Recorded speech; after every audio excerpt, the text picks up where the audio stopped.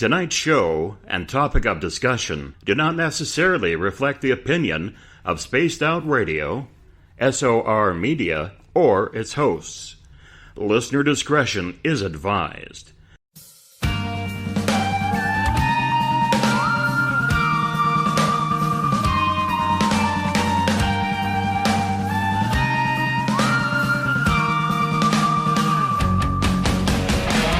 Here at Spaced Out Radio, we are about to take you higher.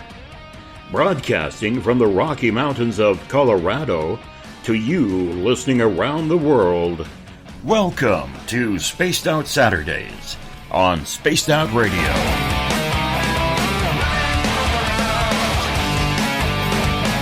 You can follow Tessa on our Facebook page at Spaced Out Radio, on Twitter at TessaTNT, and you can subscribe to her YouTube channel. Go to youtube.com/Spaced Out Radio for our archives. Now broadcasting from our Mile High Radio Clubhouse on Spaced Out Saturdays with your host, Tessa Nicole Thomas.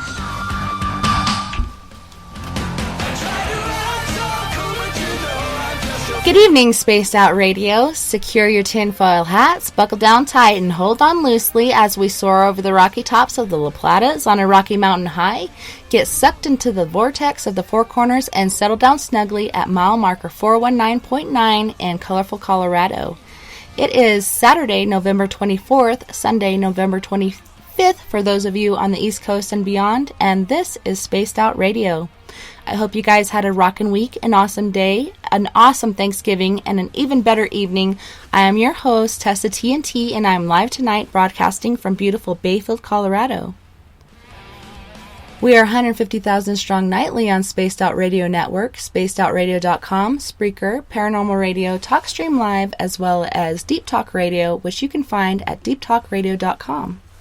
You guys don't forget to tune into spacedoutradio.com, where you can peruse the Spaced Out Radio store and read the Encounter Online, dealing with everything strange, paranormal, and odd. So tonight, I have a real treat for all my guys and gals out there. Tonight, we will be talking to and getting to know Mr. Ron Morehead. Ron Morehead is best known for the Sierra Sounds. Ron Morehead is an adventurous, researcher, author, and producer. He's been known for decades for his worldwide research in the Bigfoot Sasquatch phenomenon. The Sierra Sounds are the only Bigfoot recordings that have been scientifically studied, time-tested, and accredited as being genuine. Ron has documented his personal interactions with these giant beings and produced his story on CD and his book, Voices in the Wilderness.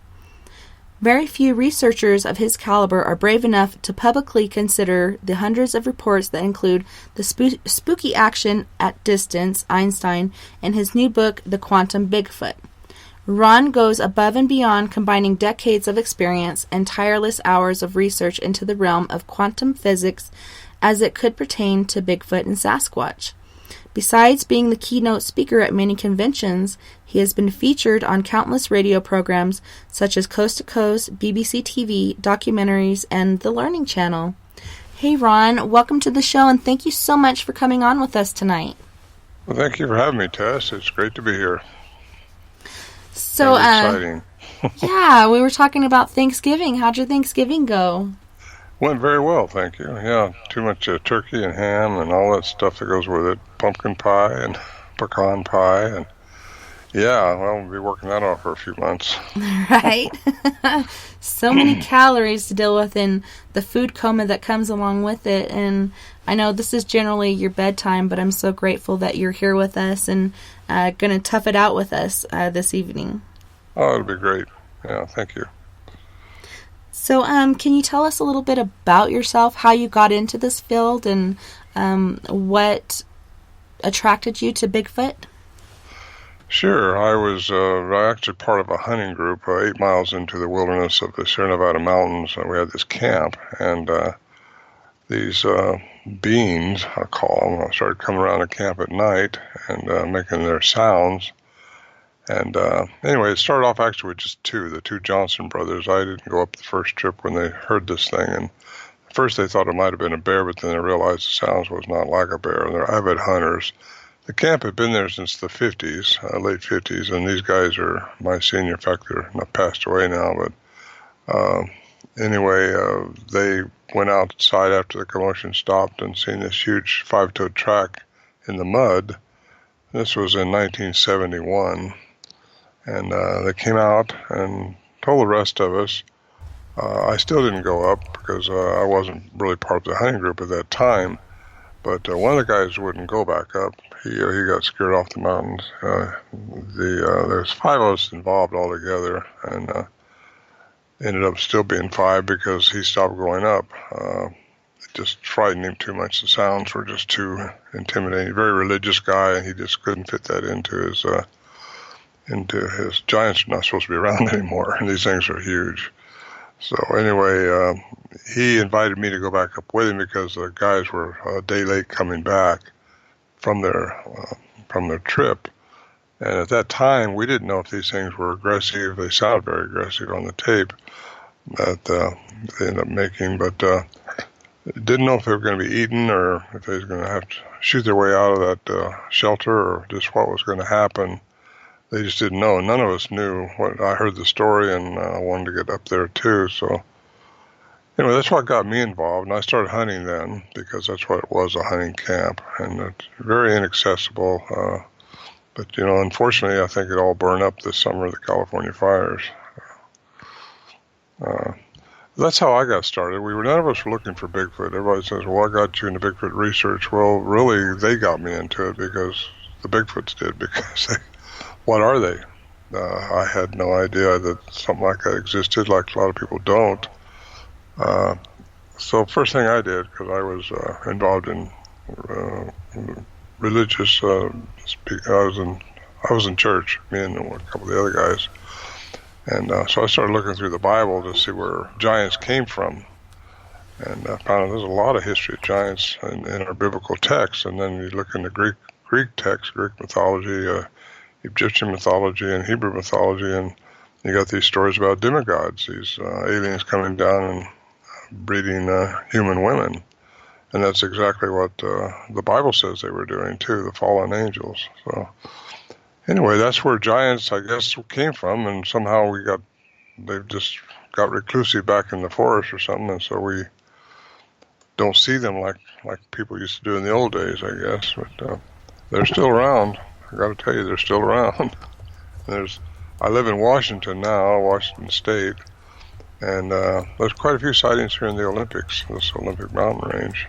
That's got me involved up here now. Well, it's kind of fun. It's been exciting, too. And it's been a long 47-year journey for me. I've been doing this now since I was 29 when it started, so I'm in my 70s now, but I still enjoy it. I still enjoy these interviews like this and the conferences I speak at, and it's just been a real unique experience for me. So that's how I got started. Did I finish that? Yeah, and that's super awesome. And like you're saying, it wasn't really what you had heard from other people or whatnot that got you into it. It was them coming around and being curious of you guys and what you were doing around the campfire or in the camp that got you interested in this field. Yeah, and they were taking our food. That's what they were arguing about, I guess you might say, because we didn't know if the argument was directed at us and they was going to, like I said, crash in at us or what, because we all had guns and we were ready to shoot our way out if we had to, but it didn't come to that, and their intimidating sounds kind of just mellowed out after a while. We kept going back, and they'd come in, and usually after dusk, after we got inside the shelter, and they'd start making the noises. And it wasn't until 1972 we invited a journalist in who heard about our story, and we let him into the camp area, and he started recording these things too. But he was looking for a hoax. He really thought somebody was pulling our leg up there, but I think he come to realize that no one was. And he wrote a book called Bigfoot, co-authored it with Ann Slate, 1976, I think it was. And this is after he had already given the sounds to I.E. Tybal, who actually checked out the Nixon tapes If you remember President Nixon? Does anybody remember President Nixon? I hear somebody whispering. Yeah, my 3-year-old Lily came in. Oh. And she's whispering for me to make her something to eat, and I'm like, go ask your dad, because Mommy's doing radio right now. They're super Well, at least cute. that's a good age right there. They just getting through their gruesome twosomes. Yeah. I have another name for it. I can't remember it right now. But yeah, it kind of goes beyond the 2s and into the realm of 4s and 5s. Yeah, it does. I've got 4 children and a few grandchildren too. And so 6. I heard that. And 6, she said, which her brother is 6 years old. We have a realm between 3 years old to 19 years old, and we have 4 children as well. So, yeah, you don't really plan it that way, but it just seems to happen. It does, yeah. Yeah, I've got 2 daughters in their 50s and 2 other children by a different marriage, and they're right at 28 and 30. Yeah, they're definitely a blessing, and they teach you so much, that you wouldn't realize before. Well, they're a lot of fun. You got to enjoy them, whatever they're doing, because they don't stay that way forever. That's for sure. Yeah.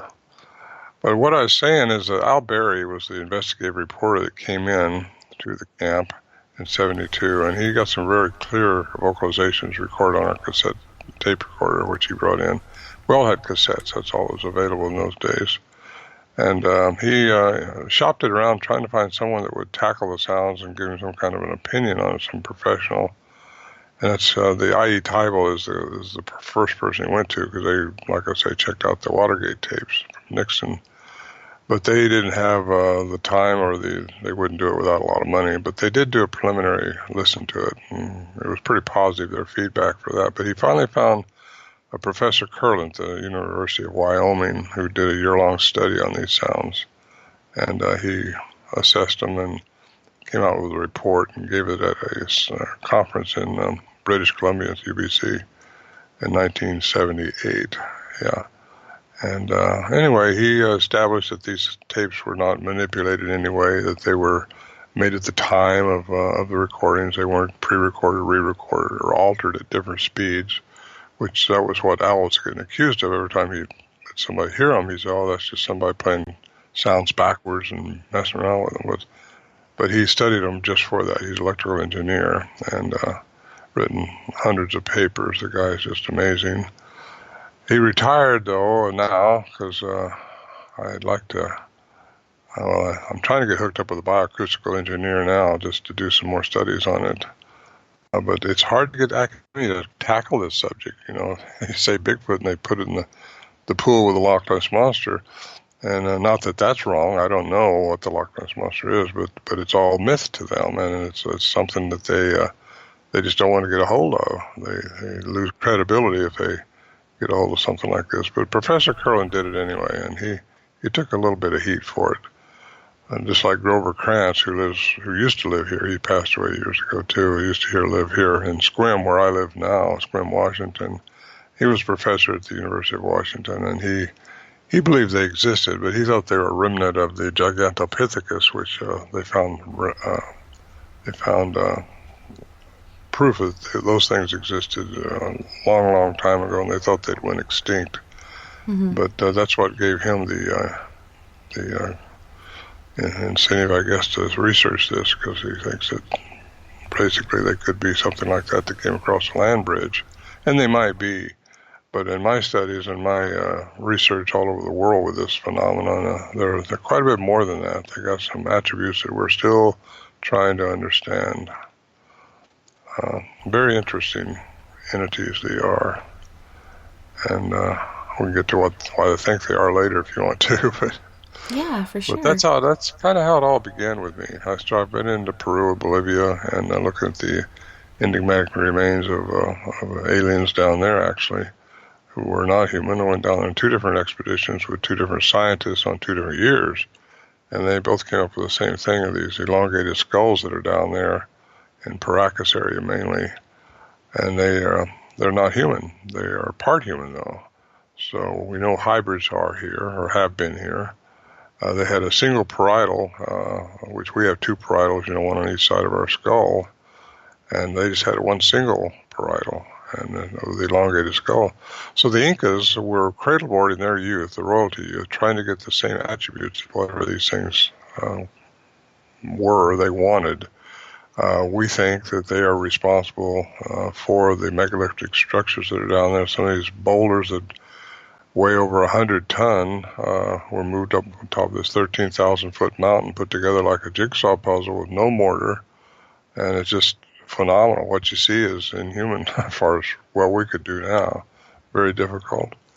And that was pre-Inca culture that did that. So we think that's why the Incas were cradleboarding their youth. When I say cradleboard, they'd put, wrap their heads to make their heads elongated.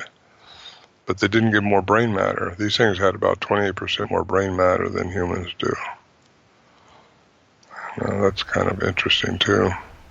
But we got the private museum down there to let us unwrap one that was mummified, still in the mummified position. It had been taken out of a tomb with its mother and father, we think. It was its mother and father. Anyway, there were three in there, and this little baby we unwrapped and documented everything. And it had a elongated skull too, and no parietal, or no dual parietal, just a single parietal bone. And then later on, they found actually a pregnant woman that had a baby in her womb that was dead, obviously, but the baby had elongated skull too. So we know it's natural. It wasn't something that, obviously, if it's in the womb, it had to be natural. Mm-hmm. Yeah, it's not like they're wrapping it to shape the skull. It's actually a natural happening. Right, especially not if it's still in the womb. For sure. That'd be difficult. So where is this parietal bone located, like, compared to where ours is? Well, the parietal is the skull, the top of the skull. We have the sagittal suture going right through the top of the middle of the skull. You've seen that in the babies and in skulls. We have two parietals, one on each side of the head. And it protects each lobe of the brain on each side of the head. But these things just had one single parietal without a sagittal suture. So that's very unique. It's not human. So that's where it's at. And just a few other enigmas, too, associated with the skulls that were different than humans. However, the DNA we found for the mitochondrial DNA, which is the maternal side, was from over in Turkey area, in the area there above Siberia, or not Siberia, but Syria. Yeah, and so that's amazing right there, because you got a whole bunch of water between those two continents, and so how did that culture get across the water? But then you find these elongated skulls in Egyptians. Hieroglyphs, you see them pictured, and so there was several cultures that had these elongated skulls, which again contained more brain matter. So kind of leads you to think they did some of these things with something going on in their head. It wasn't just a bunch of slave labor. Yeah, and it makes you wonder, did they have, access to more than 10% of the brain? Like, we only have access to 10% of the brain. Being that they have more brain matter, do they have more access to a bigger percentage? Well, they may have had the whole brain. I don't know how to use. I don't know how they know that 10%. I've heard that for years, but I don't know how they know that we can only use 10%. I think we can use more, just learned how. But they probably did it through vibrational frequency, vibrational waves. I think that's how they moved things. That's how it's called. It's in quantum physics. Everything is a vibration, and that's what my second book is about, the quantum Bigfoot. It's about how I think a lot of the enigmas associated with Bigfoot might be related into quantum physics, and I get into that, and even Tesla said, Nikola Tesla, he said that, when one man calls God, the other man calls quantum physics. So he put spirituality and quantum physics on the same plane, and I do too. I think they're synonymous. And Einstein said, science without religion is lame, religion without science is blind. Well, that's kind of interesting too. I think if you could say it today, you'd probably say spirituality, because religion seems to have gotten carried away in some of these churches that I've been around. No, I'm not speaking down on churches, but they're whatever they are, they're not all right. They all think they're right, though. Yeah. They all think they have the, ultimate truth, when I believe that each of them have, like, a portion of it, and if we just all came together, we would have that full truth, but everybody's busy, being the better or whatnot, and we have the full truth, and et cetera, et cetera. So it's hard to get into organized religion for me. I've kind of fallen away from that and find it within nature, because you just see it everywhere. Tess, so many people I'm not in organized religion, because there's just too much judgment going on with it and things that I don't agree with. Spirituality, though, we're all spiritual beings. We all have energy that never dies. Sometimes feels like it's dying, when you get tired, but according to Stephen Hawking's, energy does not die. It has to continue. So it just changes form. And that's like, spirituality or religions would call that heaven. You're going to go to heaven when you die. Well, quantum physics says, no, your energy transfers to something else. And I don't mean something else, but somewhere else. What happens after that, even Einstein wouldn't speculate, but he knew that and believed that. So yeah. Well, I'm into the field of paranormal research and paranormal investigation, and there's so many things that we found, and it just gives me a sense of peace and ease that there is something, after this life, other than being buried and eaten by worms and whatnot. Like you said, there's that energy, and it does go on, and it there's that free agency as well. You can decide where you're going, what you're doing. So there's so many variations that could happen. Well, everything at its minute level is energy, and it carries with it a vibrational frequency and a wave, and that's the string theory, really. And you get into that, and everything can be manipulated, because if you get in the right frequency, you can change things. You can change yourself if you can raise your frequency high enough. And that's the goal. What we should be trying to do as humans is get the frequency up. That's why I rarely get sick, and because I try to keep my energy high and my vibrational level high. And when you can do that, you can ward off a lot of negative issues in yourself. And I read a book years ago when I was a young man called The Power of Positive Thinking by Norman Vincent Peale. That kind of got me on this track, but I never related any of this stuff to Bigfoot until I started studying quantum physics. That takes it to another level. Because we've had some strange things happen to us.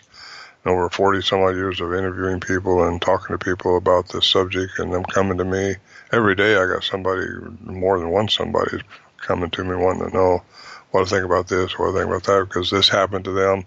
Absolutely nothing surprises me in this field anymore. I've just gotten inundated with so many different stories. You just kind of have to see what you want to believe, but I think I'm just putting all the dots together, and that's what I've done with Quantum Bigfoot, is put the dots together to try to give people an idea of how that could happen scientifically. Alan Berry, the guy that did the study, or fostered the study of the sounds, who we took at the camp and recorded some of the sounds we'll hear tonight, he said, whatever you do, you got to stay with science. He had a master's degree in science. He was nobody's dummy, for sure. He was a very smart guy. And we became friends sometime after that. Because at first he was looking for who was tricking who. It just didn't add up there at the camp, how these things could happen. And every day he'd go out trying to find some explanation for it, not just the vocalizations, but the lights we would see and the sounds we could hear that could not find the source of them. I mean, it's like a big tuning fork going over your head, and you can look up, you can't see what's making the sound, but it's there.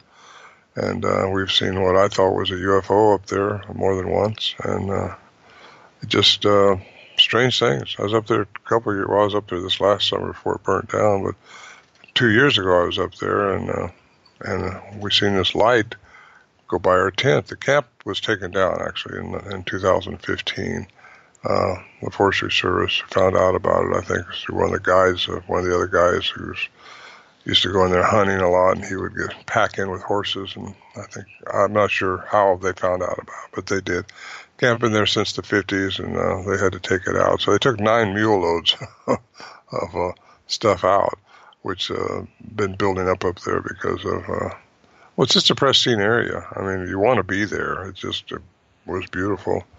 So I think the Johnsons were ready for the apocalypse or something up there. They were ready to hibernate if they had to. And but anyway, all that's gone. But the camp is still there. It's just the shelter's gone. And of course, we weren't using the shelter that much anymore the last few years because the trees kept growing in on us. There was a group of trees in a circular type area, and wrapped cable around it and put deadfall up on that, and then deadfall across the top, and put plastic over that, and then some brush over that, so it looked like a big beaver's nest, really.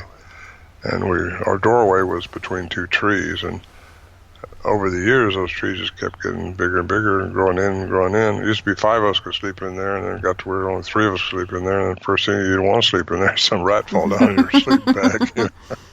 So started setting up a little tent outside anyway, and anyway, it's a lot of history there, a lot of memories for me, and a lot of good times and a lot of interesting, spooky times too.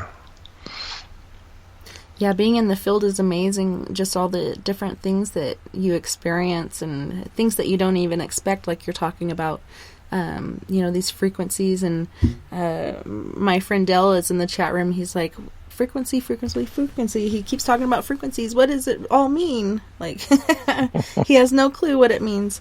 But there are different frequencies. A lot of people don't know what that means, and I try to explain that in layman's terms in my book, so people can understand it. And I relate it back to, well, I actually get into biblical scriptures too, which match quantum physics. And there's so many parallels that you won't believe it. So it doesn't get you back in church, but it certainly gets you thinking, well, maybe there's something to these ancient scriptures after all.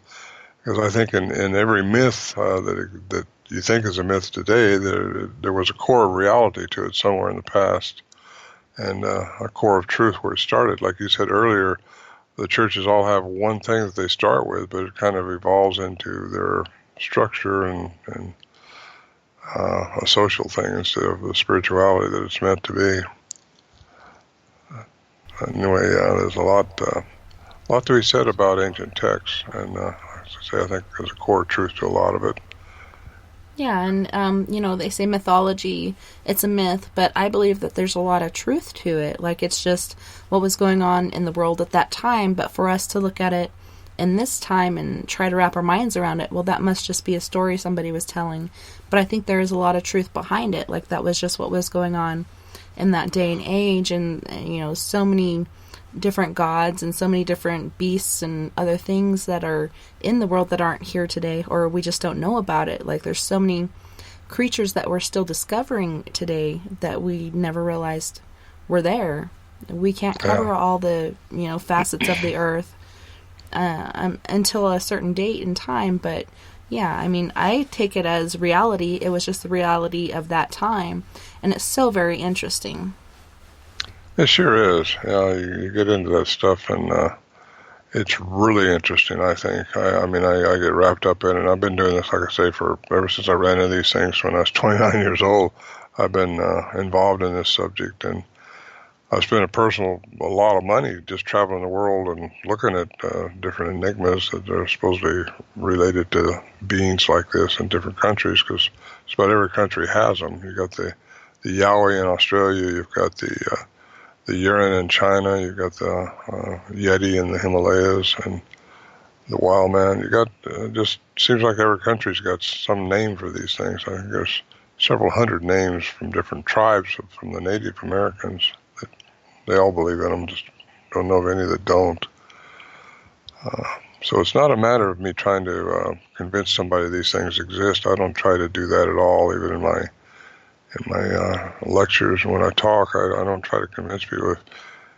I try to, what I do is show them the facts. We do have these tapes. They have been shown to be authentic. We've had a cryptolinguist in 2008, Scott Nelson, and he's a 2-time graduate of Defense Language Institute of the United States. He retired from the Navy as a cryptolinguist, and that's transcribing languages, and he got a hold of these in 2008 by accident, actually, and made a trip all the way out from Missouri just to interview me and Al Berry to find the context of sounds, and got the original recordings, a couple of them, and went back and made a statement after he studied for a while, transcribed the language. He said, these things have a language by the human definition of language. I got to throw that in there because the human definition of language means something. It's not like dolphins speaking, which they have a very complex communication system, but it's like these things have to have a vocal mechanism that's very similar to humans to make the sounds that they make. Because the sounds, that, according to Curlin, Professor Curlin, he showed where they can go above, they can make vowels like we do, and consonants like we do, and they can go below, which also suggests maybe they can communicate an infrasound. And they can go to ultrasound. So it's just phenomenal, their vocal mechanism. And it's way superior to ours. It also suggests that they can mimic just about any forest animal or even us if they want to. And I've heard a lot of people over the years say, I heard my dog's name being called, my dog wasn't even with me from the forest. And they'll hear their name being called sometimes. But what they do, and you'll hear later when you play some of these recordings I sent you, their chatter is very rapid. It's very similar to the chatter that Albert Ostman spoke about in his interview with John Green in the 50s. John Green wrote in his book, Apes Among Us, and he said they were, Albert Ostman is the guy, he supposedly got kidnapped up in British Columbia and was carried away in a sleeping bag and was held captive for 6 days by a family of Bigfoots, a male, a female, and 2 adolescents, a young male and a young female. And he escaped, and he goes into great detail of how he escaped. But it was pretty accredited as being genuine. And I researched that. I'm a pilot. I had my own airplane. I was flying up into Toby Inlet where he said he was, and I don't know, we just researched that very extensively to try to find the bowl that he said he was held in. We was going to go there and see if we could find some remnants of him ever being there, but never could find it. So, but that's just another story in itself. Anyway, he said they were chattering amongst themselves all the time, and he didn't know if he was there to be eaten or if he was there for breeding or just what they had in mind with him, because he didn't understand what they were saying at all. And I don't either. I've heard them chatter, but I have no idea what they're saying. Even the cryptolinguist who studied their sounds and said they have a language, he transcribed the language, but he doesn't translate the language. He can only tell you it's language by the human definition of language. That also means they have a morpheme stream, which is a group of words that make a cognizant sentence like we do, like I'm talking to you now. No other creature on this earth is supposed to have that, but these things do. That makes it pretty unique. Yeah, and that's by our standards. Like, they're not supposed to by our standards, but who are we to really make the rules on that? Well, I don't know what created them or how they got their sapience, because they are sapient beings, in my opinion, and like we are, and we're Homo sapiens, so we're supposed to be unique, and we are unique in one regard, but these things are unique too. Whatever they are, they're not like us. They're bigger, stronger, stealthy, very intuitive. And they got other attributes too that we're still trying to understand. They're definitely amazing. Jason in the chat room was wondering, is Sasquatch a giant, or is a giant something else? Well, I call them a giant because they're big. I guess your definition of giant. It's not a giant like a human giant. There's men that's 8 foot tall. That's they got a problem with their growth hormone, the pituitary gland. But these aren't that way at all. There's little ones that they get up to be. Well, we had a 9-inch track along with an 18-inch track we found in the snow up there. So, and we heard this little voice too, which suggests that they're breeding. They have young ones too. But they're all get big when they get older. I mean, I'm talking about big, not just 8 foot tall, but they can get bigger than that. I've had people tell me over the years they seen King Kong, look like a 12 foot tall gorilla walking along the ridge, and I didn't tell people about this one trackway that we found up there, and it was 25 inches long. The track was 25 inches long, and we found 4 of them, and they were 13 feet apart. You have to do the math on that to see how big you think that thing was, but we're talking huge. How does something that big stay so concealed? How do they stop from being discovered by science? Well, there's an explanation for that, and that's what I get into in my book too. I think they've been given some attributes by whatever gave them their sapience, which I think is alien intervention into the genome of some type of a primate, probably some type of great ape. And that made them part human. That makes them whatever. We can manipulate DNA now and pretty much control things the way we want them to come out if we choose to. So I imagine advanced intelligence could do that very easily. And that's what the flood was all about. You've heard about the flood. Well, just about everyone acknowledges that there was a worldwide flood at one time here a long, long time ago. And I've seen remnants of that in Peru and Bolivia, where you were way up top of a mountain. You see things that were only available to sea level. So, there was a flood, a massive flood. It wasn't just a flood like a bunch of water coming down the road. This was something that disturbed the whole earth. And it was there, and it was caused to get rid of the giants that were here then, and the corruption that was going on in the human genome, because the angels, or I say angels, we'll call them aliens now, I will, instead of angels, but the Bible calls them fallen angels. And they left their state, and they came down here, and they were supposed to just watch over humans, but then started breeding with humans, women, and creating their own species. And they were doing that trying to corrupt the human genome. And that's the reason for the flood.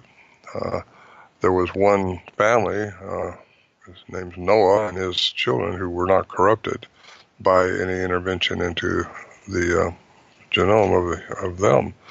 So therefore, they were saved, and they started the earth over again, with population. However, I got to say this. You find later on in the Bible where these Nephilim people, which were giants, were here again after the flood, 400 years after the flood. So how did they get here again?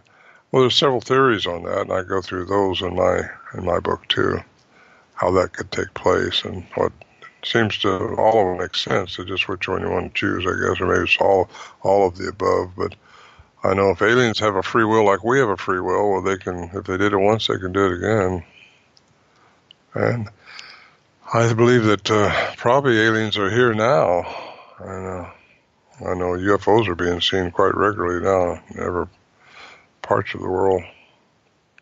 And down in South America and in Mexico too, in Central America, they're commonplace. People see them quite regularly down there.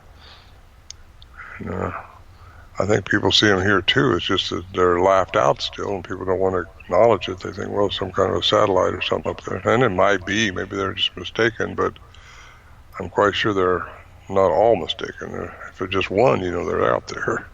Yeah, and I think, a lot of us are busy looking at our computers or our cell phones or whatnot, being on social media or watching TV. A lot of us aren't outside looking up anymore, and my mother passed when I was at a young age, so I spent a lot of time looking up at the sky and talking to her, and I take pictures of sunsets, sunrises, and the night sky because it is so beautiful to me, and I've accidentally caught UFO craft and seen them in my very own backyard, and like you were saying, a lot of people are kind of afraid of that judgment and ridicule, and so they're afraid to speak out. But I think it is more commonplace today than it has been in the past. It's pretty interesting. I agree with you. It is getting to be commonplace. Even on the media, the movies that you see and the theaters and all, they're putting UFOs and aliens out there. Like, I think when they do come and make themselves known better, they'll be accepted, because it's just, we're being inundated with that stuff nowadays. Yeah. They're trying to somewhat desensitize us to it. Exactly, yeah. Yeah. And even the History Channel, the Blue Book, Operation Blue Book, which stopped, I think, in 69 or 67, something like that. The government had that going on because of the UFO craft that had been happening. So they've opened that Project Blue Book. It's not classified anymore. And History Channel is coming out with a whole series on the Area 51, the Project Blue Book, it's called. I was privileged about a week or two ago to go over to Seattle and see a preview, not a preview, but the actual first one of the series that they're coming out with. And it's based on the Blue Book and the facts, and it's good acting, good quality, well done. And that's going to be released in the public on the History Channel on the 8th of January this next year. Nice. So it's going to expose it even more, And that's talking about it like we're doing right now. That's even getting it out more. So I think we're in for some pretty interesting times ahead of us. I hope I'm around to see it all. But I'll tell you, even Jesus said, and it's not Sunday, and maybe it is Sunday somewhere, but I'm not preaching nothing, but Jesus said, as it was in the days of Noah. We just talked about what it was like in the days of Noah, because of the flood, because these giants were eating people, they were doing all kinds of bad things because of the intervention from aliens into the human genome. And Christ said, as it was in the days of Noah, so should it also be in the second coming. Well, bam, you got giants here now, you got UFOs fixing to inundate us. Well, you got the days of Noah here, and I think people should be alerted to that a little bit. And I'm happy to say what I think I know about it. And it's coming. Something's coming down the tubes. Because they can offer you advanced knowledge, and they will, because they have it. They could say, here, let's give you this implant, and you'll live 1,000 years, and you won't ever be sick again. Chances are you'd take that, wouldn't you? Yeah, most likely. Yeah, most likely. I'd love not to be sick again. That'd be awesome. Well, that's what they were doing back in the days of Noah. They were offering people advanced technology. That's where we're going to start kickstarting in the stuff we know nowadays. You wonder how all that happened, don't you? Like, how'd they know what gunpowder was, or how'd the Chinese know how to do that? How'd all this stuff really just all of a sudden, it's like flipping a coin, just all of a sudden you went from the troglodytes into what we are now, Homo sapiens, and something happened and gave us this technology. Actually, the book of Enoch, which is not canonized in the Bible, but the book of Enoch, the 15th chapter, basically talks about the different fallen ones and the different technology that they gave to humans to have sex with the women. Isn't that scary? Yeah. Step 1. Give her good compliments. I'm just kidding. Yeah, and there's so many questions going on. Dell was wondering if you could please talk more about the gene corruption, etc., in the time of Noah. Well, that's what they were doing. They did that to stop basically the Savior Jesus from coming and reinventing or telling us what we're supposed to be. That's what he was here for, is to tell us what we've lost. And he was called the second Adam because the first Adam was given everything, dominion on earth and all of it. Well, the fallen ones were coming down, and they decided they wanted women because they were envious of man, actually, because they don't have what we have and on this earth, and so they wanted to corrupt the human genome so they could have the earth, and They want the Earth. It's a jewel, really. This Earth is a jewel in the galaxy, and maybe several galaxies. I don't know. I imagine there's all kinds of alien beings existing in the universe. I don't know how far away they come from, but it's an interesting thought. I think these people that think we're the only ones in the universe have got their head in the sand. And I was on a program last night, and the guy didn't believe in UFOs. He didn't believe in aliens. He didn't believe in anything because I haven't seen them. He says, unless I see them, I can believe it. Well, that gets me into my quantum theory. It's not a theory. He said, it's just a theory. Well, theories are in quantum mechanics are done with mathematics because you can't see them. It was invented about 100 years ago, a little over 100 years ago. I say invented. They had to find out the answers to how things work because classical science, Newtonian physics, does not tell you that. It just tells you what you can see, and it's based on everything being material or physical. And there's more. There's a lot more than just what's material or physical. Somebody explain consciousness to me. Somebody tell me how telepathy works. Somebody tell me how far it is to the end of the universe. All those things, there's no answers to some of those stuff unless you get into quantum physics. And then it's where you can put the science behind some of these things that you may call them paranormal, but really it's just learning what they are and they become normal. Just learning how to use the attributes that I think we've been given as humans. What Christ tried to tell us, he tried to tell us how to get back to it. And the key to it all is love, really, and just caring for others instead of going out and shooting people. You gotta care for things and care for people and grow yourself. Get into meditation and into understanding how much further and how much more we have as humans, how far we got to go. Yeah, and like you were saying, that higher energy or frequency, that higher light, and love is like, the highest of them all. And I always preach about building each other up, don't tear each other down, because this world is hard enough as it is, and we're all in this together, so we should basically be helping each other out, really. So true, Tess, so true. Yeah, that's very wise. And you see so much bad going on, you wonder how these people think. I don't get it, because now that I think I've discovered what we're supposed to discover, I don't want to hurt anybody. I just want to help people. And if I can, and I think if we could just all be that way, because we all got our karma to work out, because we all got our spirit and our energy that just continues on, so we got to do what's right. Anyway, I guess we got off the subject, didn't we? Kind of fun. A little bit, but they're really interesting topics, and I love talking about and hearing about them. Kevin in the chat room was asking, what's the frequency? Well, there's an array of frequencies. It's not a frequency, it's all the frequencies.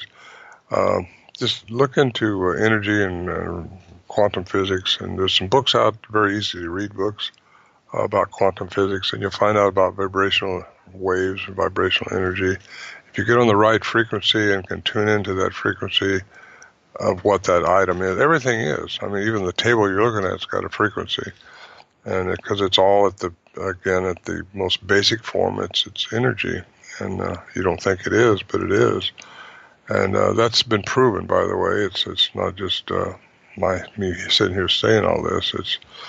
It's been established that that's true, and if you can tune into that frequency, you can move the table, and that's how Christ did his miracles, through those laws of quantum physics. Mm-hmm. And he said everything he's doing we can do, but we're not walking on water yet, so it tells me we got a ways to go.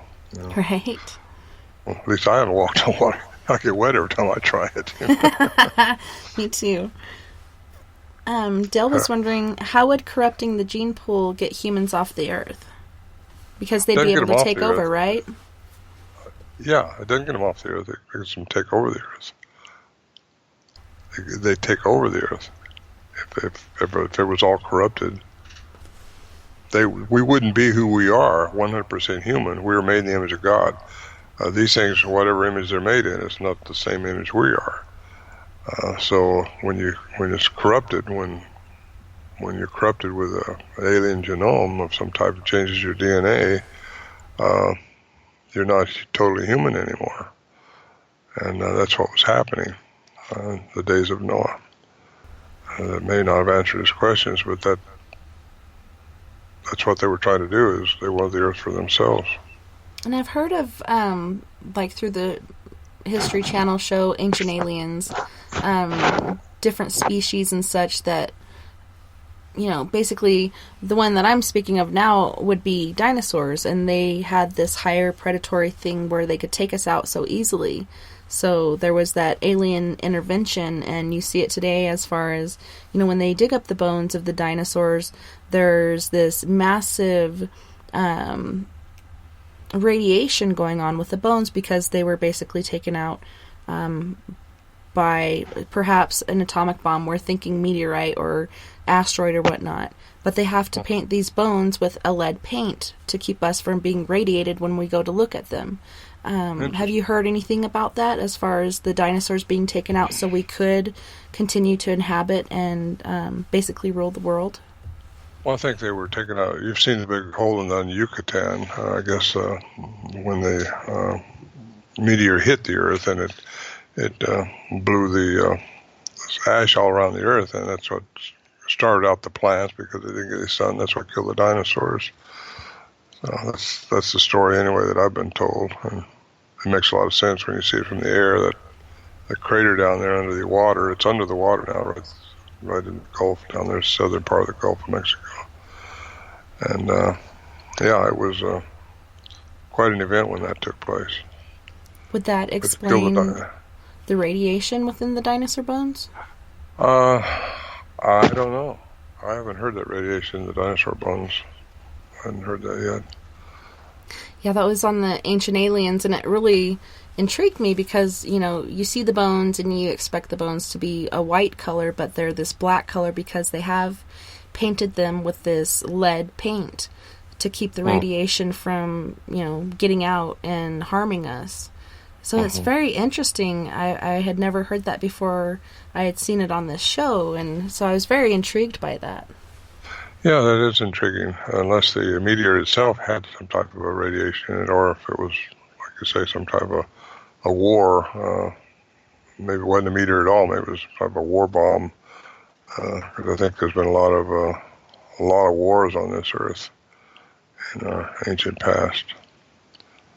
Yeah, as well as with structures that you see blown apart and whatnot, there's high numbers of radiation and those as well. So it makes you wonder, you know, was this a natural catastrophe, or was this alien intervention and killing off certain things in order for us to be able to continue to inhabit the Earth? It's pretty interesting, and it really does make you scratch your head and think, wow, well, was it really not this, and was it this? Yeah. Yeah, I would. I had not heard that before. I'd look into that. We have 3 more minutes going on here, and Jason in the chat room was asking about the Nazca 3-fingered mummies. Were you able to see those when you had gone over there to that area? No. I've flown over the Nazca, is that what you said? Yes. I have not seen those mummies. I have not seen those, but I did see some skulls in the museum down in Nazca, and I've flown over in an airplane. I flew over the lines that are down there. Quite an interesting area. That whole area is interesting. It's like the cradle bed for the Earth or something. There's some amazing things to see down there. But no, I had not seen the 3-fingered mummies. But you know, Bigfoot, some of them, when they've got 6 toes instead of two rows of teeth. Some of the giants that they're finding the remains of. A lot of remains have been found of giants here on this North America, but they're all put away because it causes havoc in the science books and Darwinism and everything else, because it's just not supposed to be. But there's a guy named Jim Vieira who I know fairly well, and he's got a lot of information on giants in North America, newspaper clippings. He swears up and down the Smithsonian's got them, you know. They just lock them up. And I've been in the Lovelock Caves trying to get access to the giants that the Paiutes said they fought there, which were red-haired giants, hairy red-haired giants. They were cannibals. And I've been to Lovelock Caves 4 times in Nevada. I went to Nevada, right in that area. But they won't let you see any remains anymore. They say there are no giants there, but yet there's pictures of them. That I guess they don't want out, but they're out. I got a picture of a head of one. And they weren't just robust people, they were huge. But anyway, the Paiutes drove into this cave. That's what's called the Lovelock Cave. And supposedly smoked them out and killed them. But I think some of them probably got away. Yeah, it's very interesting. Go ahead, I'm sorry. I was going to say, we found that you got the Lovelock Caves, and you've got the Minaret Skull, which was in the Minaret of Sierra Nevada Mountains. I went in there with Al Berry one time on horseback because this Dr. Denton took a Boy Scout group in there, and the pack mule they had dug up the remains of a skull, or a skull, not the remains of a skull, but very large, very human-like, and it looked like it walked upright. So he sent it off to UCLA, and that's where you lose it. You don't see it, you can't find it, they don't have any record of it anymore, and that was very credible. Then you've got the Martindale mummies, which is found in the Yosemite area.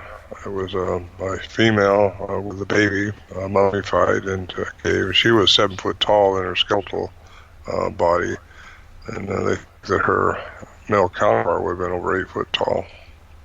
But you got a lot of stuff going on that a lot of people just don't know about it. They turn a blind eye to it, suggesting the giants have been here all along. Just very reclusive. I hate to interrupt. I got to scroll down here to our first break. So yeah, we're going to go to a first break. You guys don't go anywhere. We'll be right back after these messages.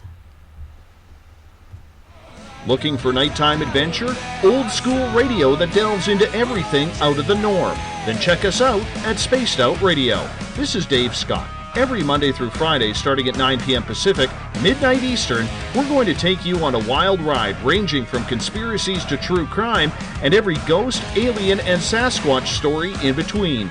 We're always live, and we're always interactive with you. So join us at spacedoutradio.com, where together, we own the night. Hey, guess what? You can now get your brand new Spaced Out Radio swag at spacedoutradio.com. We've brought the store back with all new items for you to pick out and pick up for yourself, your family, or friends. T-shirts, hoodies, hats, we got it all. All you have to do is head to our website and click on Store. Choose what you want and it's shipped to you. The Spaced Out Radio store is right there for you. Come shop with us at spacedoutradio.com. Then we can own the night together. So, you love talk radio? Then you'll love TalkStreamLive.com. TalkStream Live is always on, 24/7, with the best streaming talk shows. Find your favorite talkers and discover some new ones. It's free, readily available online or on mobile with any smartphone or tablet. Finding your favorite talk shows all in one place has gotten a whole lot easier. Just go to TalkStreamLive.com. Be sure to download the free apps from Google Play or the iTunes App Store. On the first Tuesday of every month, I encourage you to come along for a journey with me, Geraldine Orozco, on The Spiritual You. Together, we will take a look at how to access the highest expression of yourself and change your life. Consciousness, ET contact, health, and wellness, we can talk about it all. So come along for a spiritual ride with me, Geraldine Orozco, on The Spiritual You, only on Spaced Out Radio. Coming soon to our website, spacedoutradio.com, is the SOR Space Travelers Club. For just $5 a month, you can get into a private area on our site where you can hang with other listeners in our chat room, post in our forum, and check out a bunch of exclusive content and store that won't be found anywhere else, including a nightly after-show party with Dave. It's going to be the best $5 a month you're going to spend. The SOR Space Travelers, only at spacedoutradio.com. At spacedoutradio.com, we have a little bit of everything for you to stay up late. So while you're there, check out our SOR Newswire, where our team brings you stories of the weird and strange to the WTF from around the globe. News on Bigfoot, UFOs, paranormal, Darwinian-type crime tales. It's the stories that the mainstream media usually won't touch. Well, we got them all on the SOR Newswire, only at spacedoutradio.com. If you're heading to Vancouver, make sure you stop by the official bar of Spaced Out Radio, the Moose Vancouver. It's the place to party in YVR. At the corner of Nelson and Granville, the Moose Vancouver is always up to speed with a kitchen staff that serves great food. All food on the menu, $6.95 to $8.95. There's a reason the Moose Vancouver is recognized as one of the hottest spots on the West Coast. Get your horns up for the Moose Vancouver. Hey, this is Canadian Paranormal Investigator Mike Moore. The third Wednesday of every month, I'll be teaming up with Dave Scott to bring you Ghosts of the Great White North. Each month, we will bring on guests from across Canada to discuss their ghostly encounters. Canada is a paranormal hotbed with stories you've never heard, so we're going to bring them to you. So get comfy on your Chesterfield, grab a donut, and join us, eh?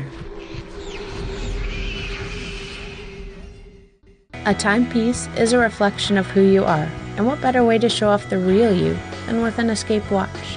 Escape is a lifestyle brand accessorizing your days and nights. Choose to escape and create the life of discovery that you deserve. Dream, play, unite with your own personalized Escape watch. Head to escapewatches.com. There is no time like the present to enjoy your escape. Use promo code SMF2017 for your 20% discount today. We're bringing scientific thought to the paranormal. Hi there, this is Spaced Out Radio scientist Chris Cogswell. Join me, Chris Zuger, and Dave Scott the second Wednesday of every month, where we break down the who from the woo when it comes to everything paranormal. We'll investigate and try to bring sensible answers to those straight and sometimes outlandish questions people have. Hey, not everything has an answer, but we'll do our best. Listen in to Reality Paranormal only on Spaced Out Radio. Hello, this is your guitar man, Ron Bumblefoot Thal, and I have to tell you, I love the response I get for Little Brother is Watching from Spaced Out Radio fans. It's amazing how music can inspire and make people think deeper about what's going on in the supernatural world. You can head over to my website, bumblefoot.com, to check out my music, my guitar workshops, my touring, even check out some of the hot sauces that I'm working on. And make sure you keep on listening, because with Spaced Out Radio, you know Little Brother is watching. Looking for a place to advertise at a very reasonable cost? Look no further than Spaced Out Radio. SpacedOutRadio.com has an advertising tab that you can click to check out our daily, weekly, and monthly packages to play on the radio, or our website including social media. From commercial spots to banners, we have it all. Check out our competitive pricing today.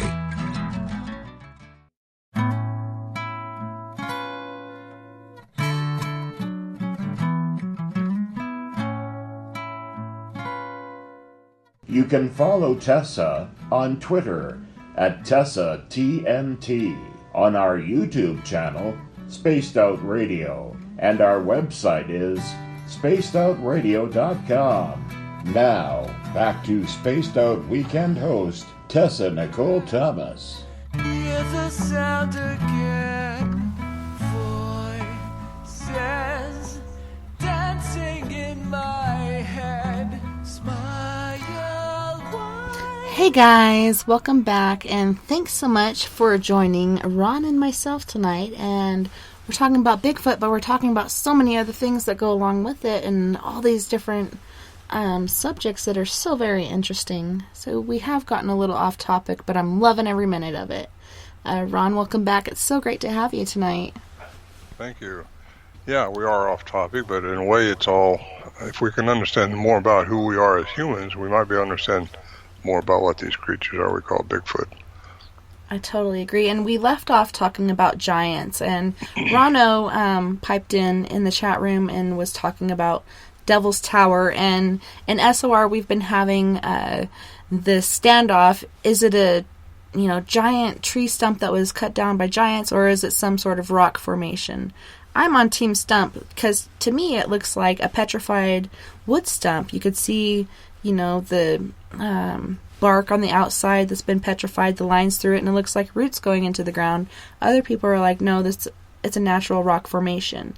But yeah, to me it looks like a tree stump that's been cut down by a giant, and there's different ones across the U.S. that you can go and check out, Devil's Tower being one.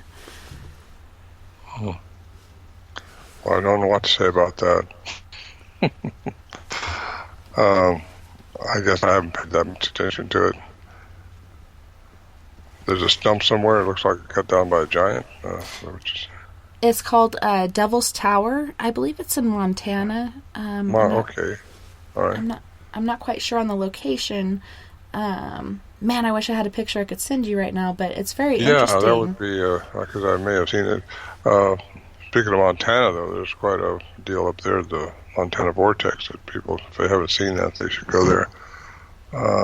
It's it's quite an anomaly. You know what a vortex is? Well, I've been there a couple times, and my friend Joe Hauser owns it, and it's just an amazing place. It's the magnetic pull of the Earth is so different right there, and it actually bends the light. I believe that's what happens anyway, because you can see something that you think is one spot, but it's actually over here in a different spot. And he's got a platform there that you can stand on. It's perfectly level. Put one person on one end, one person on the other end of this 6-foot platform, and there'll be one size, and you switch around, and they'll be opposite. Yeah. And it's amazing. You don't know how that could work. It just tricks your eyes or something. But he's had a lot of Bigfoot reports there, a lot of UFO traffic off that mountain that's right across from there. Yeah, my buddy Dan Shaw, the Vortex guy, he works up there now at the Montana Vortex, and he's been telling us a lot about it last time I had him on. But yeah, that's so interesting, and he has told us about the whole anomaly, switching sides, one being taller than the other, and sometimes one just keeps growing taller and taller, and it's just very interesting how that happens. I'm going to send you What's this his picture. name? Dan Shaw. Dan Shaw? Mm-hmm. Yeah. And I'm going to send you, I downloaded it. Man, I had this picture of what I call the tree stump, but I want to send that to you really quick so you can look at that and kind of get an idea of what I'm talking about there. And I think I'm going to have to send that to you on email because it's not letting me do that on Skype for some reason. It's not downloading. But let's see. So yeah, giants, and they're all over the place. They're not just in the United States as far as, finding bones and such. They're all over the world, really. Uh-huh. Yeah, they are. I've been into, I spoke at the Darwin Museum of Natural Science in Moscow a few years ago, and they took me into Siberia, me and a couple of professors, and took us way back in the wilderness out of this little village, and just to this cave where they said this Yeti had been, their wild man, they call it, had been staying. And went in there, and you could drive a truck into this cave. It was quite a thing to get to it. Anyway, I found some tracks in there, but you don't know. When they take you to some place like that, you don't know. You can't say 100% that it's what it appears to be because you were taken there. So you don't know if somebody could have set it up or what. So anyway, it's I don't know what got me off on that, but it was my Siberian trip. But there's probably something there for sure. The shore people, they've came down from Mongolia, but they've got this village way out in the middle of nowhere, and they did a ceremony for us, and they offer the Yeti. They call it the wild man, I guess, there. And it was quite an interesting event. But that was memorable, because the Russians believe 100% that Bigfoot is real. I mean, even their scientists believe they're real. I'm acquainted with several of them over there. They've had a lot of sightings, a lot of information on it.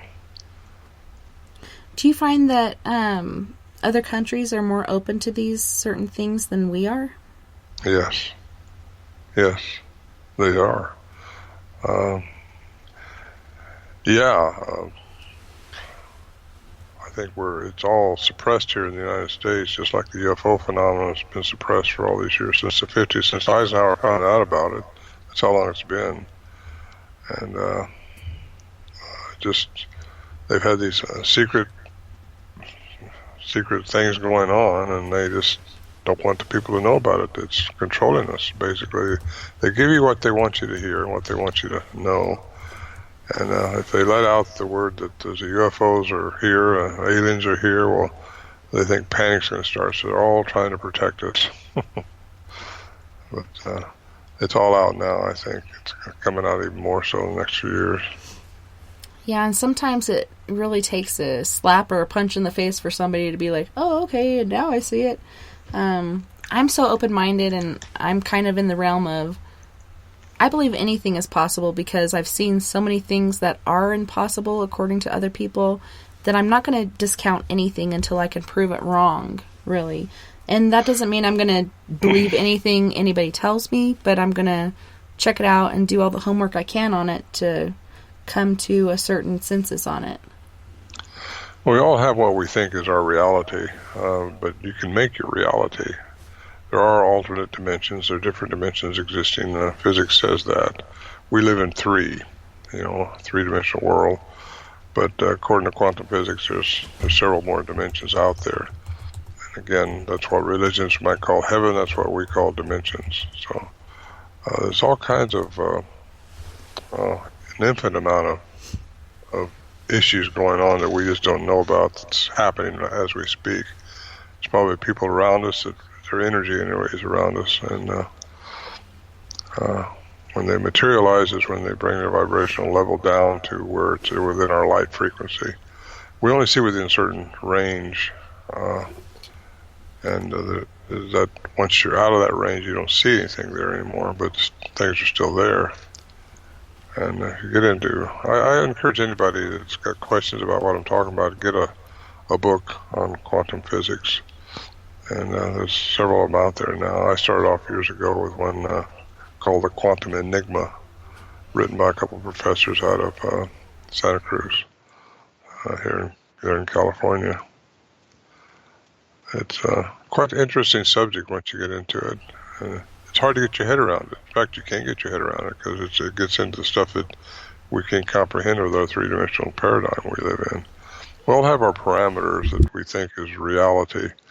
And that's the problem, I think, with classical science nowadays, is they have their parameters, and they've been disciplined in those parameters, and you can't get out of them, or you lose your funding for your next project, you lose your tenure maybe, you lose credibility, funding, all kinds of stuff. So they just stay within their paradigm, stay within what their discipline taught them to, and they don't reach out like I think science should. And that's where quantum physics, that's where Einstein, Tesla, Bohr, all these physicists from years ago, that's why they got into it, because it answers all the questions. It's not limited like classical science is. That's Newtonian physics from 1687. Yeah, and all these guys that you're talking about, Tesla and Einstein and such, like, they had so many different theories and such, it just, like, blows your mind, and I really look up to them, and I feel bad for them as well. Like Tesla, they totally killed his character and basically murdered his character, which totally ruined his life. He had all the stuff that he held on to until the day he died. And then when they finally were able to get into his room, he didn't have 80 or more crates of things that he had held on to. There was only like 3 left because somebody had come in and taken them all. And it's sad, but at the same time, like, these things are coming through now. It's just a way of being held down to the almighty dollar. That's what these people really care about. That's why this other fellow that was in competition with him was able to exceed and be accomplished, because it was all about making money. Tesla wanted us to have energy free to us because that's how it should be.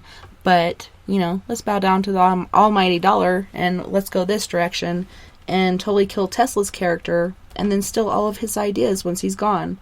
But yeah, somebody was saying to just tell you that that's where the aliens landed in Close Encounter as far as the Devil's Tower. And I did send you a picture in email.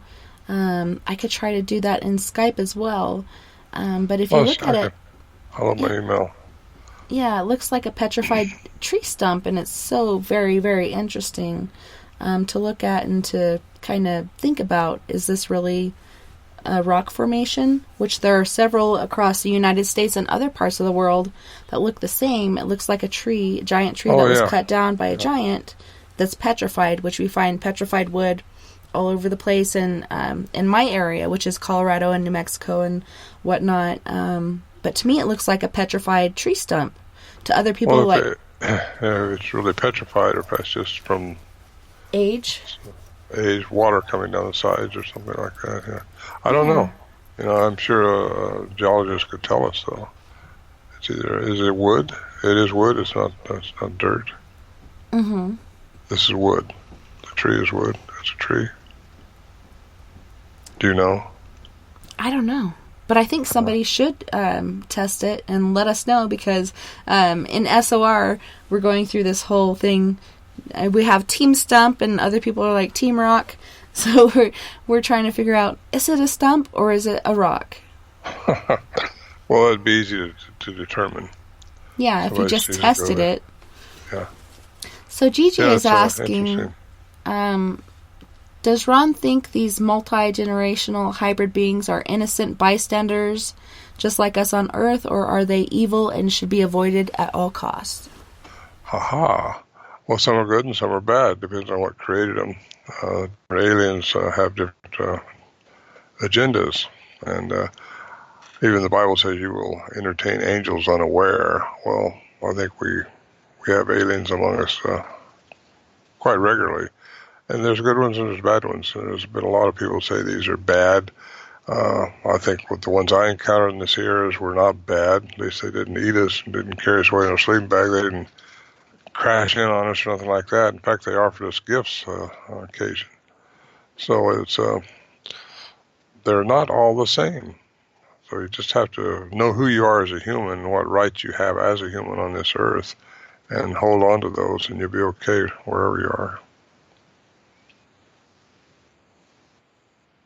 That answer the question?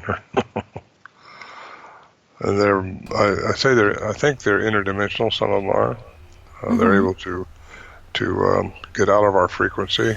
Basically, we only see, like I say, within a certain frequency. And when they can raise their vibrational level, somehow they can change from energy to mass to energy. And how they do that, I don't know. But I think it could have something to do with their vocal mechanism, because it's so superior to what we have. And I think sometimes I want to think that they've got more than 2 vocal cords. They've probably got several in order to do the sounds they make. There's times up there when we thought our camp was being tore apart. All the cans are being ripped out of the barrels that we pack in on mules, and things strung out over the mountainside. And you look out there later on when things calm down and nothing's changed, nothing's moved. And how they do that, they're either hypnotizing us all, they're mind controlling us somehow in our minds, because we all witnessed it. You can sit there in this shelter and you think you hear a car door slamming outside, and there's no cars up there. We're 8 miles into the wilderness, you know. Right. Come on, 8,400 feet in elevation, and there's nobody there except whatever these things are.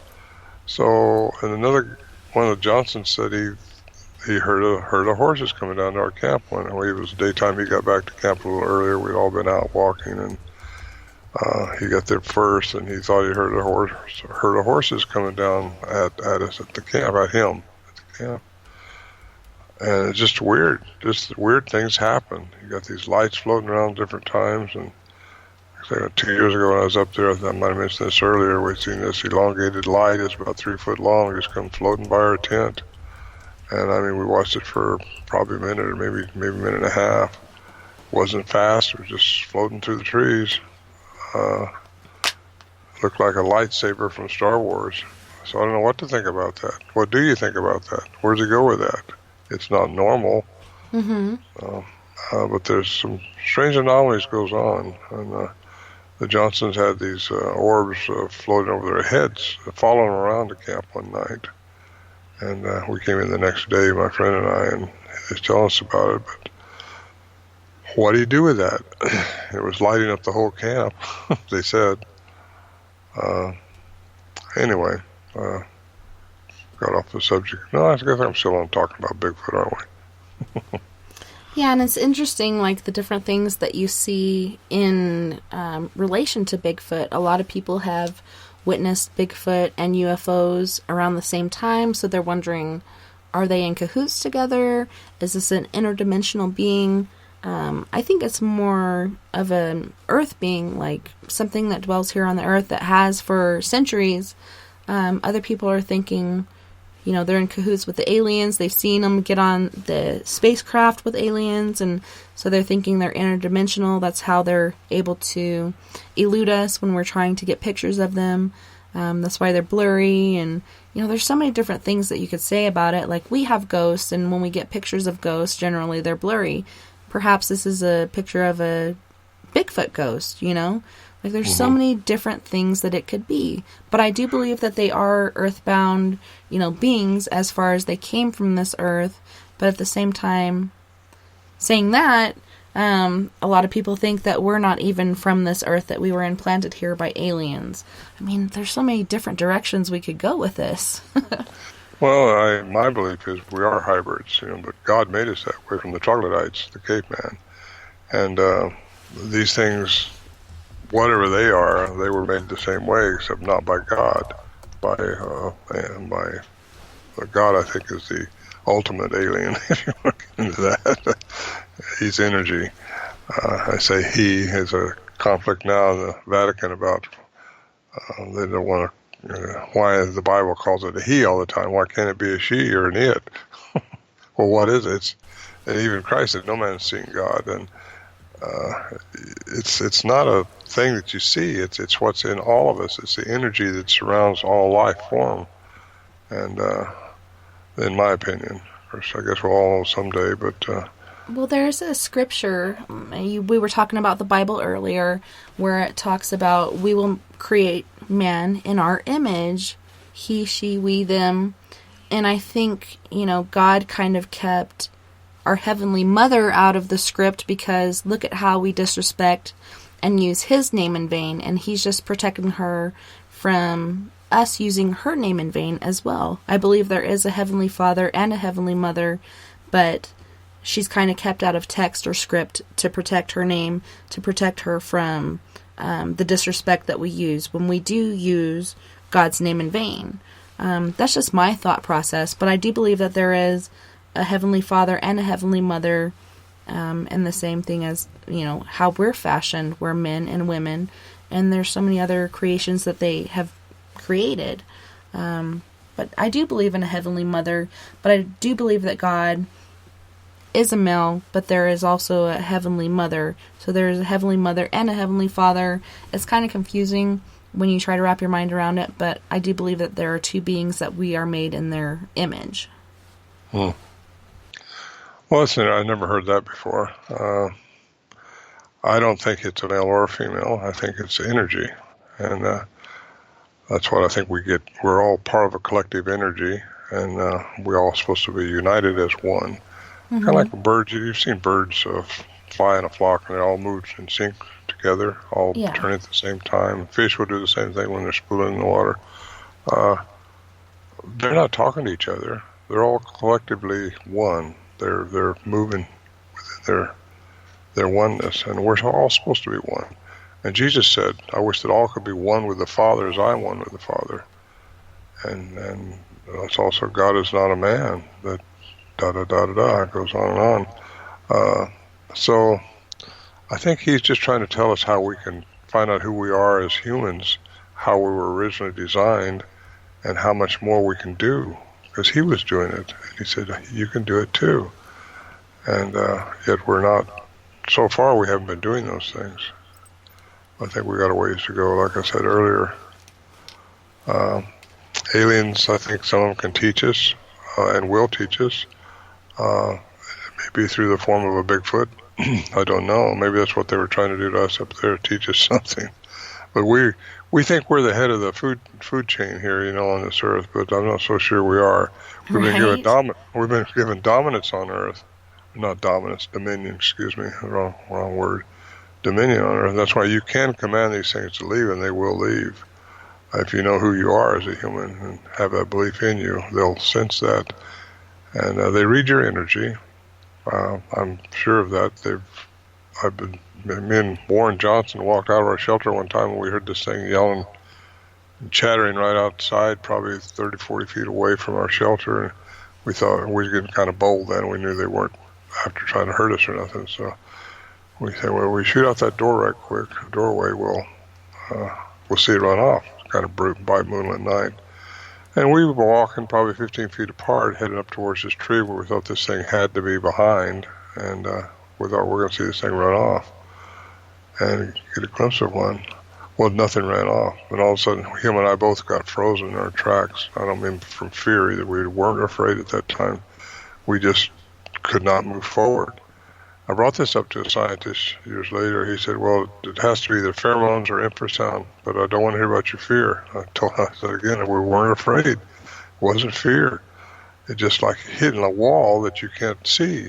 And we had to go back and got back in the shelter and started mouthing off again like it was making fun of us. But it's I kind of related it to infrasound then, because infrasound does definitely affect humans.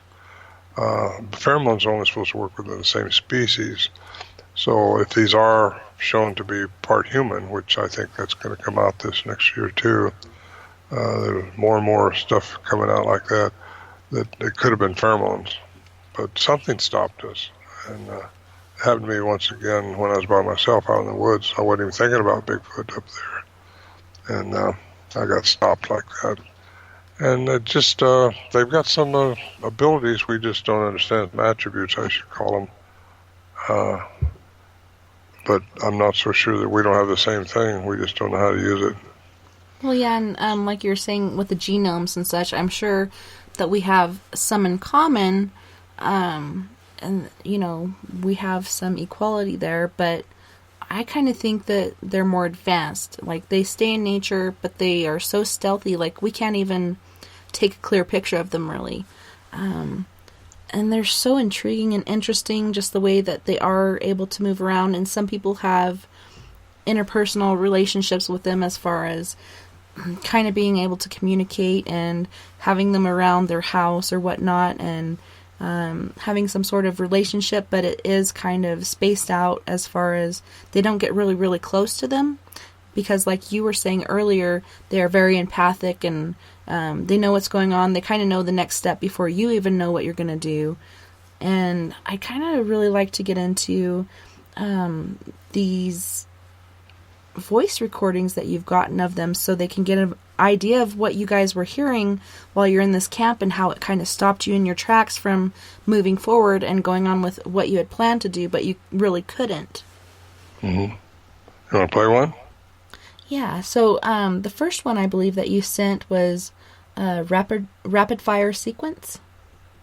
Yeah. Okay. That's well,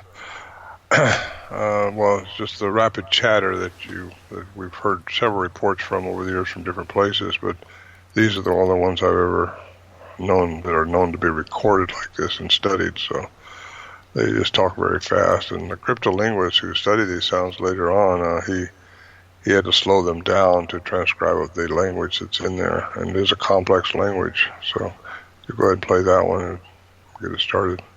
Okay, here we go with the rapid fire sequence.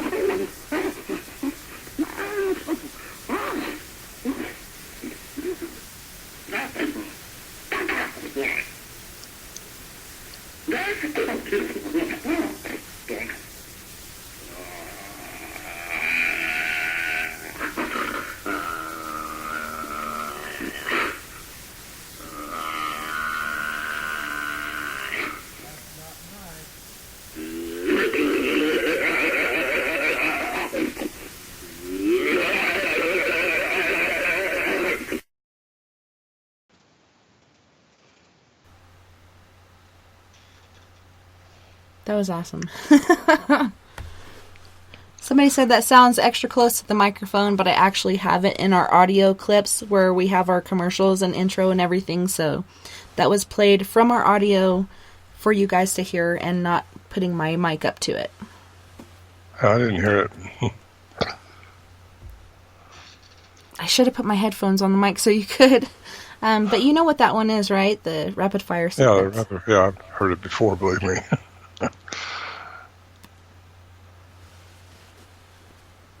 So what exactly was that? That was just, were they communicating back and forth, or were they trying to communicate with you, or what exactly was going on there? Well, I think I didn't get to hear it for sure, but I think that's, I got so many recordings of these, I think I just sent you 5. I can play it again for you and put it on the mic real quick so you could hear it. So what I'm thinking about, Tess, I think it's the male and a female arguing over the food. At the time, we didn't know if they were really showing aggressive or if they was talking about coming in and eating us or what. But now that we've thought about it a little bit, I think they were arguing over the food. And the female won, by the way. I was told by a sound expert. I could see that. And we've got a few other ones here. Do you want to go one by one, or should we space it out? How would you like to go about whatever you want to do. Your listeners, the next one is the Anguish one. Is that it? Mm-hmm. Anguish. Yeah, I don't know what to tell you about that one. It just it sounded like he was in... Go ahead and play it, and maybe I can explain it afterwards. All right, I'm going to play it and put my headphones up so you can hear it. Okay. All right, here we go with Anguish. Let me mute my mics.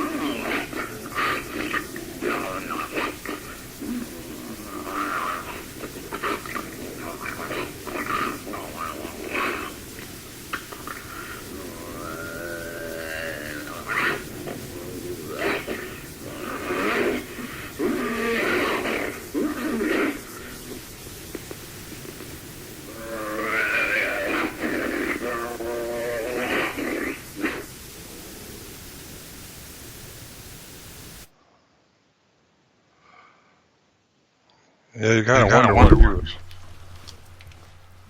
Go ahead, I'm sorry. You kind of wonder what he was doing. We didn't see him doing that. We just got it recorded. So he was, we just called it Anguish because he sounded like he was, you heard the jet flying over above us, above him at the time. At least that's what was happening. I don't know. Maybe it just kind of sounded like he was constipated or something to me. I just don't know. Well, yeah, and it's really hard to tell what is actually going on there because, like you said, you didn't see it happening. You could just hear it, and you were recording it.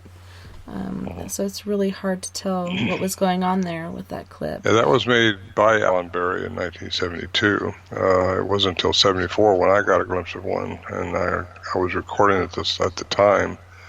And so that's the first time really we got to see what was making the noises, and that was kind of unique because they're very, very stealthy. They stay out of your sight as much as they can. They just don't want to have human exploitation of them, I think. And maybe there's another agenda they have that we just don't understand yet, don't know about. But they're out there, and there's some good ones and there's some bad ones.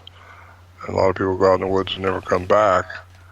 And just don't go by yourself. I don't agree with that, to going by yourself like some people say they do. Because if you get a bad one, they might just decide you won't come back. And Craig was wondering, how do you get all these recordings, and Why are you the only one who is able to, on a consistent basis, to do so? Well, it was in the early 70s, and we just happened to have them come into this camp where we think they habituated, where we habituated to for hunting. And we didn't show aggression towards them, and they did. It's not like we did this over years and years and years. We did it over a few years when they were coming in close, and they stopped coming in real close in 1976. And that's when we actually shot a bear. A Bigfoot was behind our shelter making some noises. At the same time, something was tearing up our camp up front. We thought, well, maybe it's the same thing. Maybe we just think they're tearing something up. But we thought we better take a look and see what's out there. And it was a bear. And we tried to run him off, but he went out and circled the camp and then came back and started doing the same thing again. So did that 3 times, and the 3rd time went out there with our loaded guns, and he didn't scare off. He kind of stood up on his 2 legs and dropped down on his 4 legs and started walking toward us. So we shot him, and next day we skinned him and ate his hindquarters. And that's the last close-up encounters, real close-up that we've had, except for me in 2011 when I was up there. I had something happen a little bit concerning to me, but again, I know who I am as a human, and they're not going to hurt me. Right. Joe in the chat room was wondering, how far was the critter from the microphone?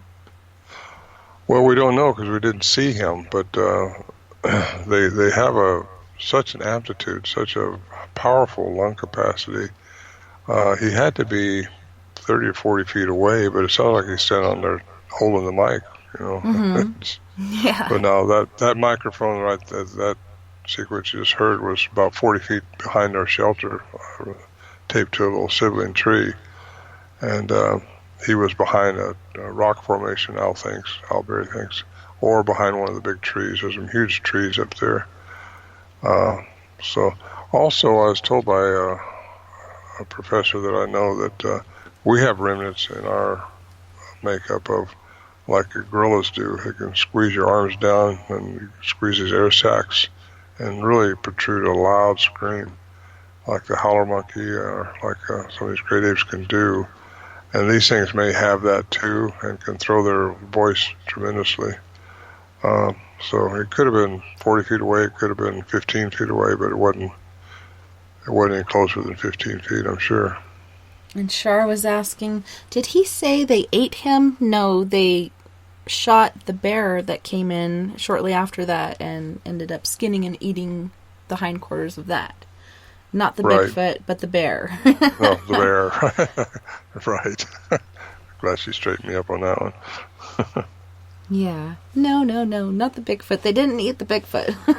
That would be somewhat carnivorous because I do believe that they are related to us in a certain sense.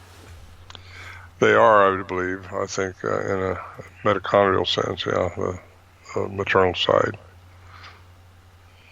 And the next one we had here was the samurai looped. Mm-hmm. Yeah, that's a loop. I because it's so short, I looped it for you, I think twice or so. That's the time I saw one. It's not a good quality of recording, but I certainly don't apologize for that. We was lucky to get the tape recorders out and turn them on when these things were messing with us while we're outside the shelter, which was unusual. And I just had my little cassette recorder, and I seen this thing shooting down from behind me after it made that scream, that samurai cry I would call. I say Mad Moneymaker, but he's that Finding Bigfoot show.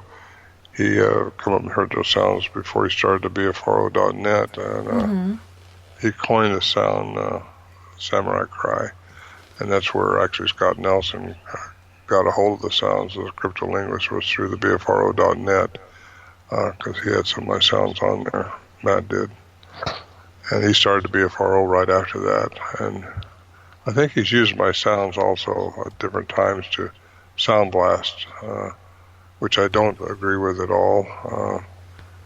We don't know what these sounds represent. They may be a challenge. They may be looking for a mate. You don't know, so you don't want to sound blast these things until you know what they're until you know what they're saying. then I actually had one guy with sound blasting. He said he's seen this thing sound like a truck coming through the trees at him, and it just scared the crap out of him. And oh, wow. He won't ever sound blast again. I've tried that doing paranormal investigation, and the first time I tried it was at Prairie Grove Battlefield, and it was where the Civil War battle had happened, and so I pulled up Civil War sounds and I played it, and we did get a reaction. We had a spirit of a Civil War soldier run by the car and jump into the tree line. And my daughter Nova had seen him and got really freaked out, and she's like, can we go? Can we please go right now? Can we please go? And I was like, don't be afraid, we're all going to be ghosts someday. And she's like, I'm not afraid of what I saw. She was afraid of what she felt. Like, she could feel what he was feeling, and she felt the total anxiety he was feeling. So it can be very harsh and reckless on our part to do that. Like, it did work, but at the same time, we dredged up these old feelings that this person was feeling and caused some chaos and, fear and all these other things that I feel really bad about it, after it happened. I was like, I'm so sorry that I did that, and how can I make that right? But, it did work, but at the same time, it was not the effect that we were looking for. Mm-hmm.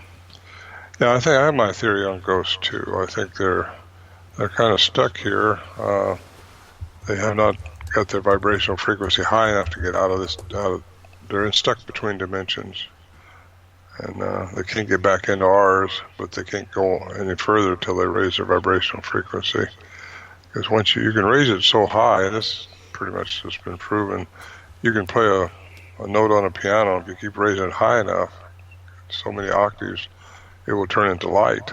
And it's hard to get your head around some of this quantum stuff, but it's all been established.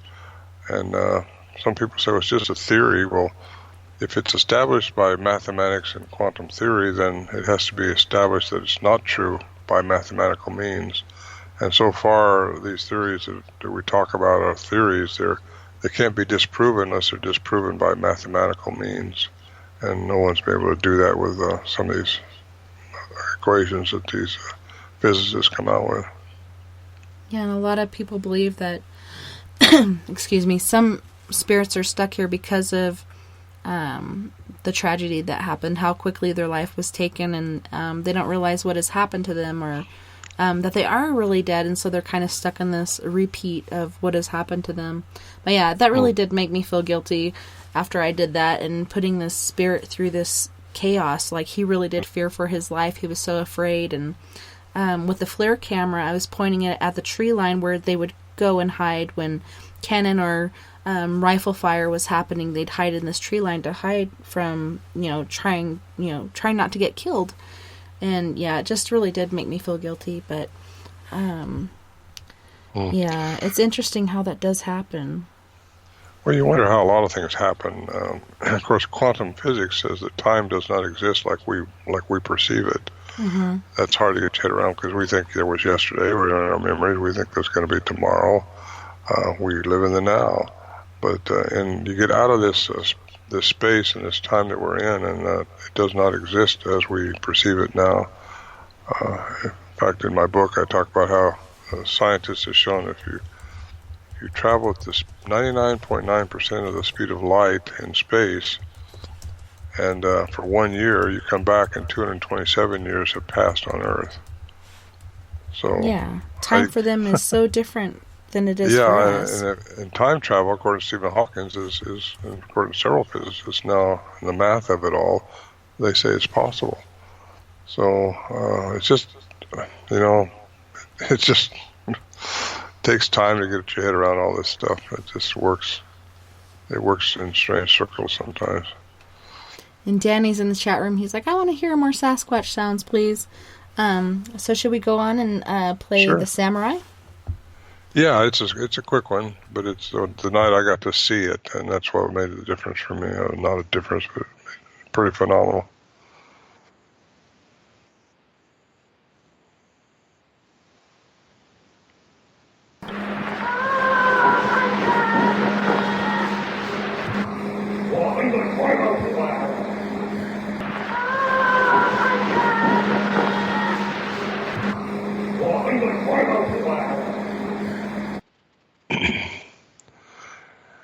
That's what it was.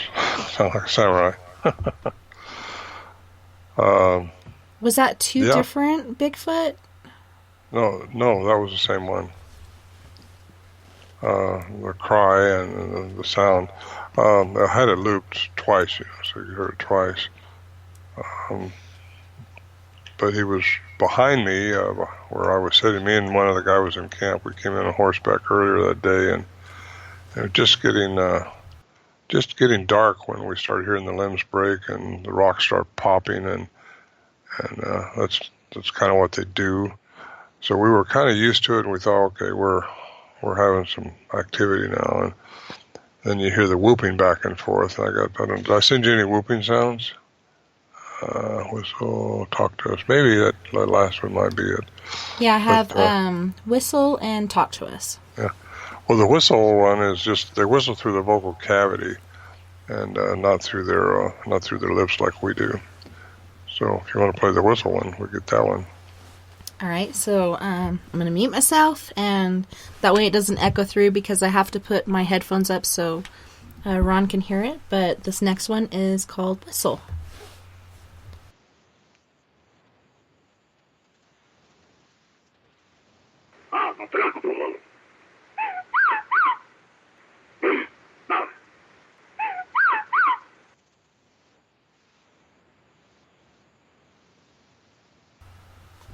And that was the whistle. Yeah, I sent you a short one. I should have had one where we was whistling back at them. I should have sent you that one too, but it's the same thing. That when they whistle, it's just really pretty. It's a unique whistle. And if you have anything on hand that you'd like to play, like, feel free to do that. It's totally up to you what you'd like to do. Oh, well, I'm not set up for it right now. I got all kinds of sounds here, but I wanted to mention something else to you, speaking of their vocal cords and what they're able to do. There's a guy named Thinker Thunker. I don't know if you've heard of him or not, but he did a analysis on our sounds. And it's about a 20-minute segment, but it's very unique. You can look it up on Google it, Thinker Thunker Sierra Sounds. And he says, he gets really in-depth to this, but in one tone, they can create 5 octaves. And that's inhuman. You can't, no human can do that. And no animal that we know of can do that. I'm trying to get a bioacoustical engineer on that now to see if it's can be corroborated with a professional bioacoustical engineer. That's true. That should put it over the edge for science, but they just they can't get their head around these things being able to talk. That's the first step right there. Some of them are starting now. Maybe they have a language. Maybe some, at least the ones we encountered, have a language. I don't know if they all do, but the ones we encountered have a language, a very complex language, and they're big, very big, and they do some things that we just don't understand. But they are out there. I believe they are interdimensional. That's why they're not being seen. That's they energize somewhere, somehow. And anyway, it's just something we're still trying to understand how they do what they do. Again, I think they do a lot of it through their vocal mechanism, which has been somehow created in them. And they are biological when they're here, but if they can go interdimensional, and I believe they get in the 5th dimension and go out of our perception, how they transfer their mass to energy must be through vibrational frequencies. And that's just my little guess right there. And Danny in the chat room was saying, not sold, but you've had these looked at by a professional linguist and other professionals, and it has been legitimized. Right. That's correct.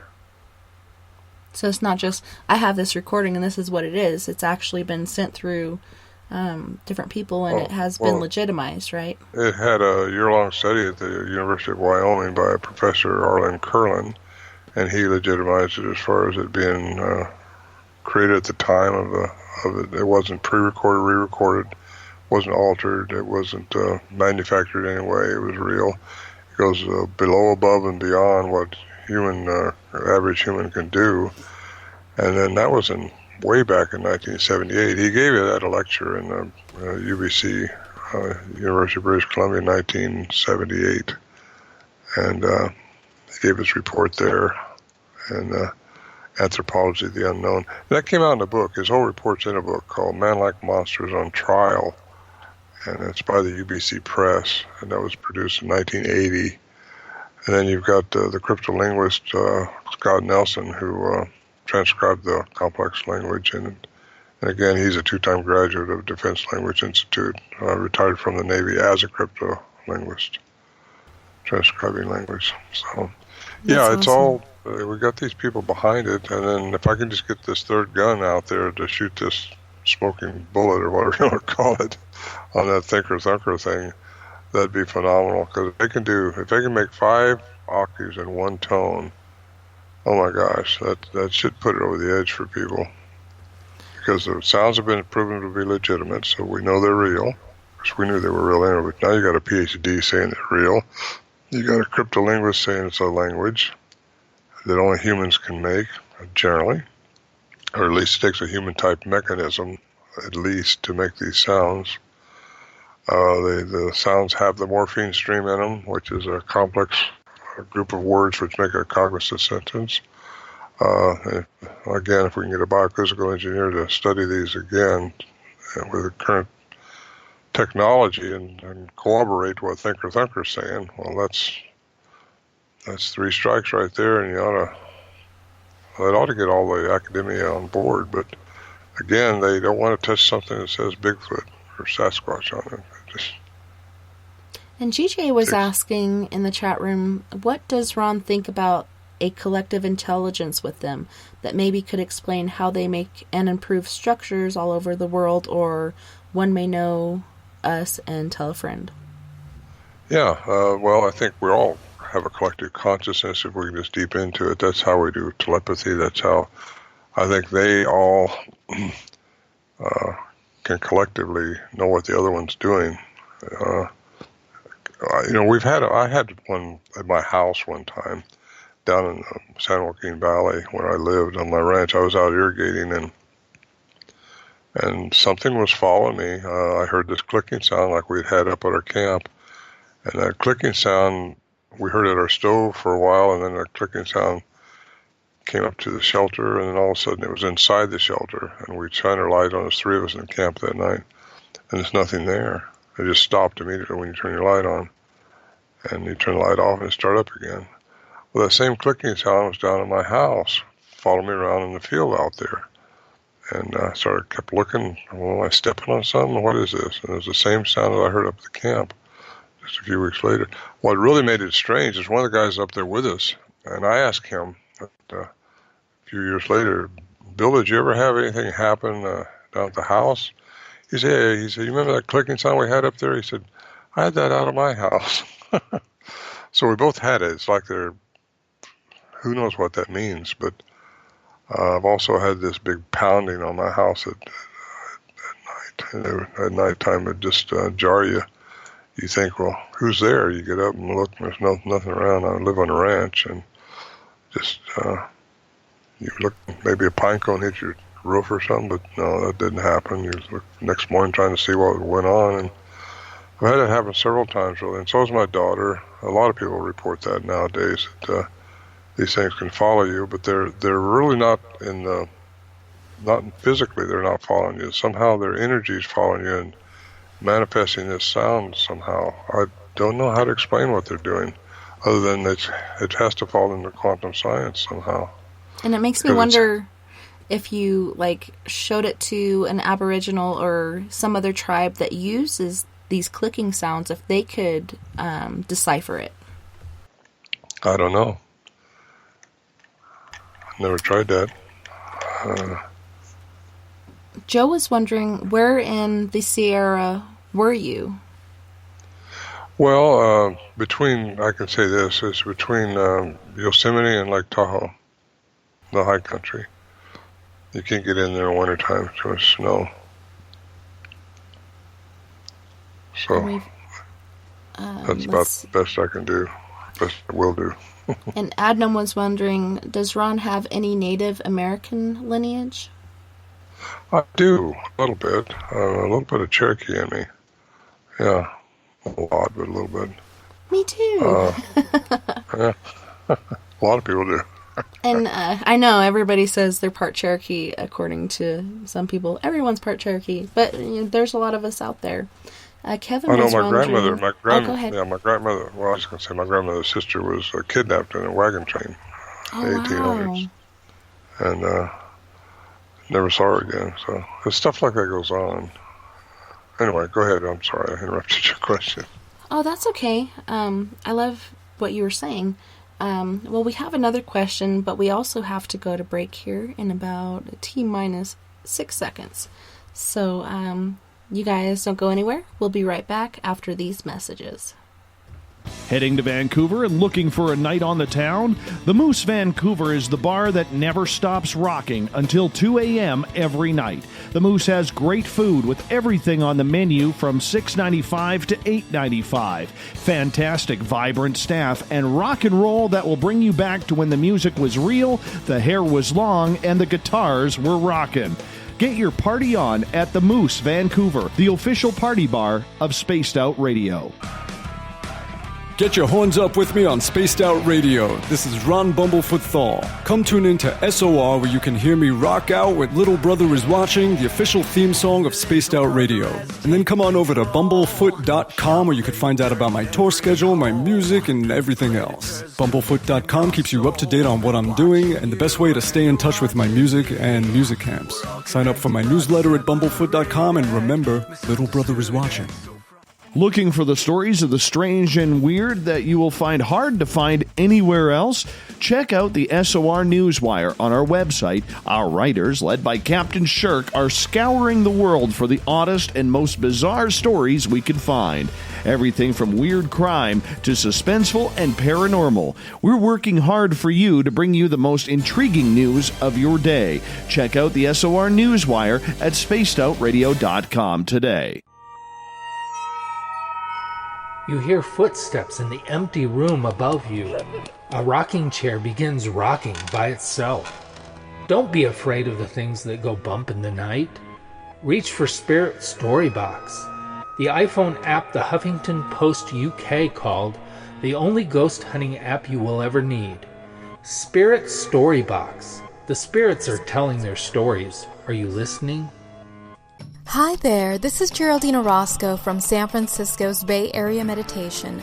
I invite you to join me the first Tuesday of every month with Dave Scott for Spaced Out Radio's The Spiritual You. In this fast-paced world we live in, it's time for you to take some time for you. We'll cover every possible subject from powerful meditation to healing techniques to your own intuition and spirituality. So come join us for The Spiritual You.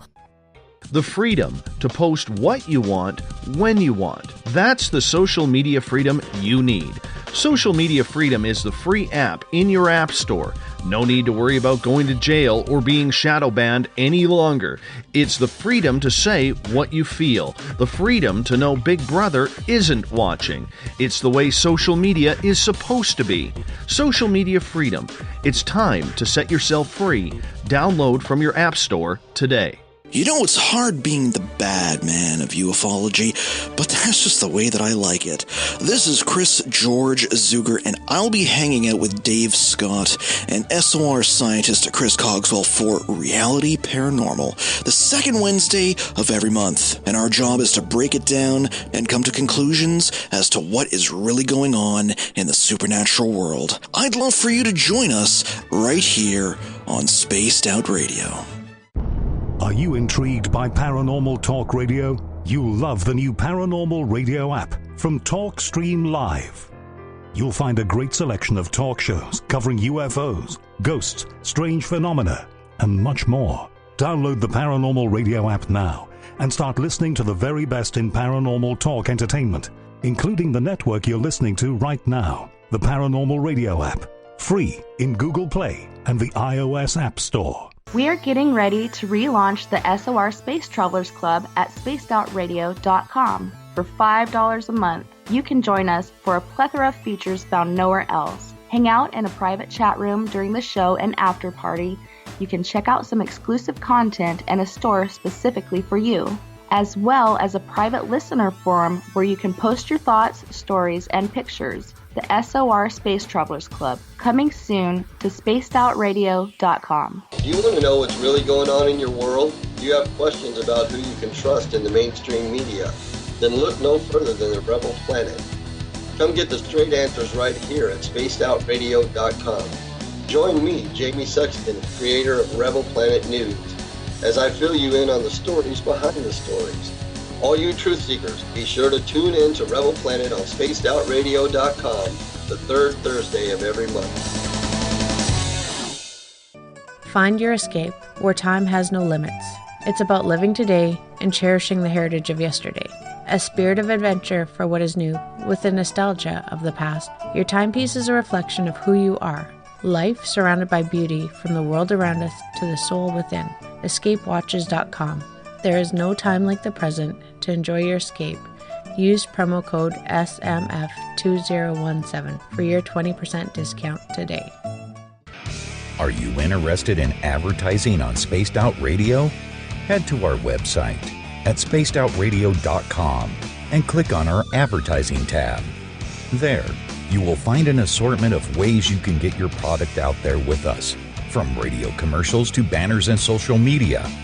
Have a product you like our hosts to endorse? We can do that too. Visit spacedoutradio.com for more details. Hi there, this is Dave Scott from Spaced Out Radio, and I want you to come on a nightly journey. Starting at 9 p.m. Pacific, midnight Eastern, every Monday through Friday, you can come hang out with me and the other space travelers. We have it all from Carl the Alien bouncing on by to those misfit gnomes causing havoc.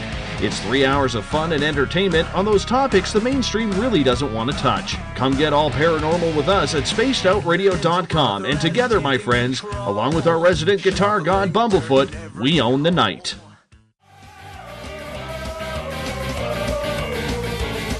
Sit back, relax, grab a drink, and listen closely. Spaced Out Radio continues through the weekend. From the mile-high mountains of Colorado to you, listening around the world, this is Spaced Out Weekend with Tessa Nicole Thomas.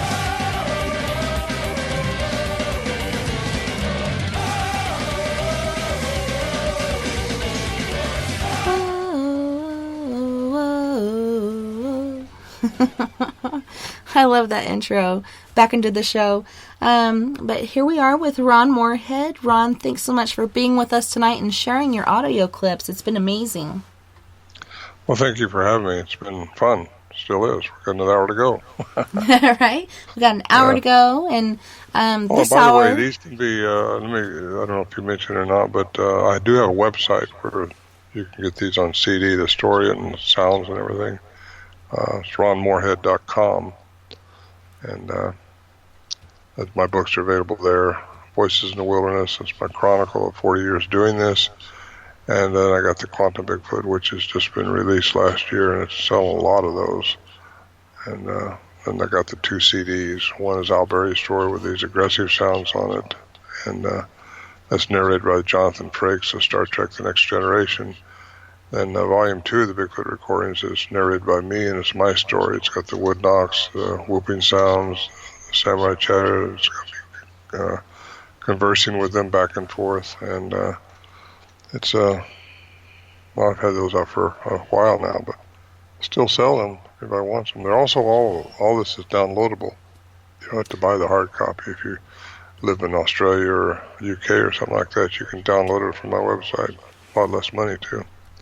Yeah, for sure. And I love how you sell it on your site, because I've heard several people saying they've had issues with Amazon and marking the price up too high, and they want their listeners and readers to have a fair price, so they sell it on their own website, which I really commend, because people do, try to take advantage as far as the almighty dollar. So that's awesome that you do sell it on your website. And you're saying you have audiobooks, or do your books come with CDs?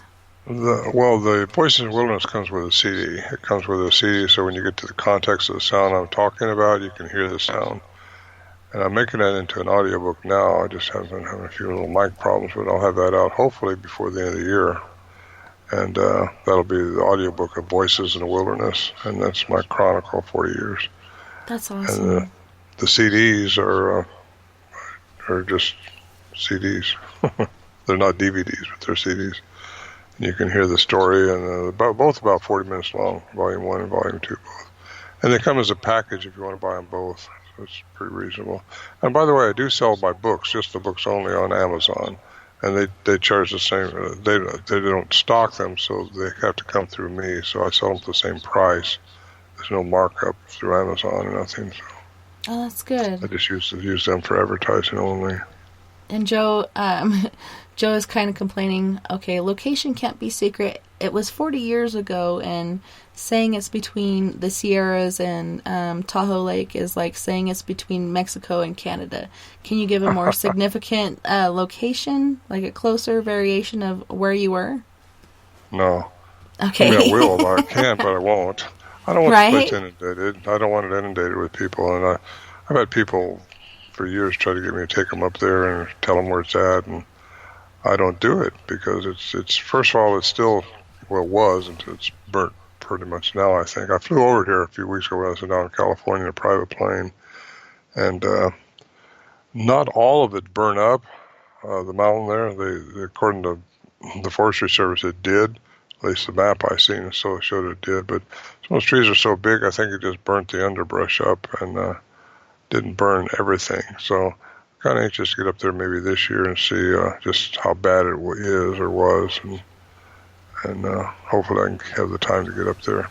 Yeah, and I've heard of different fires in the past from other people that have done Bigfoot research, and they have heard reports of, these helicopters flying out with nets with some sort of like burned bodies or whatnot in it, and they're not ever saying what it is, and they're thinking it's Bigfoot corpses, which they never tell us if it is or not.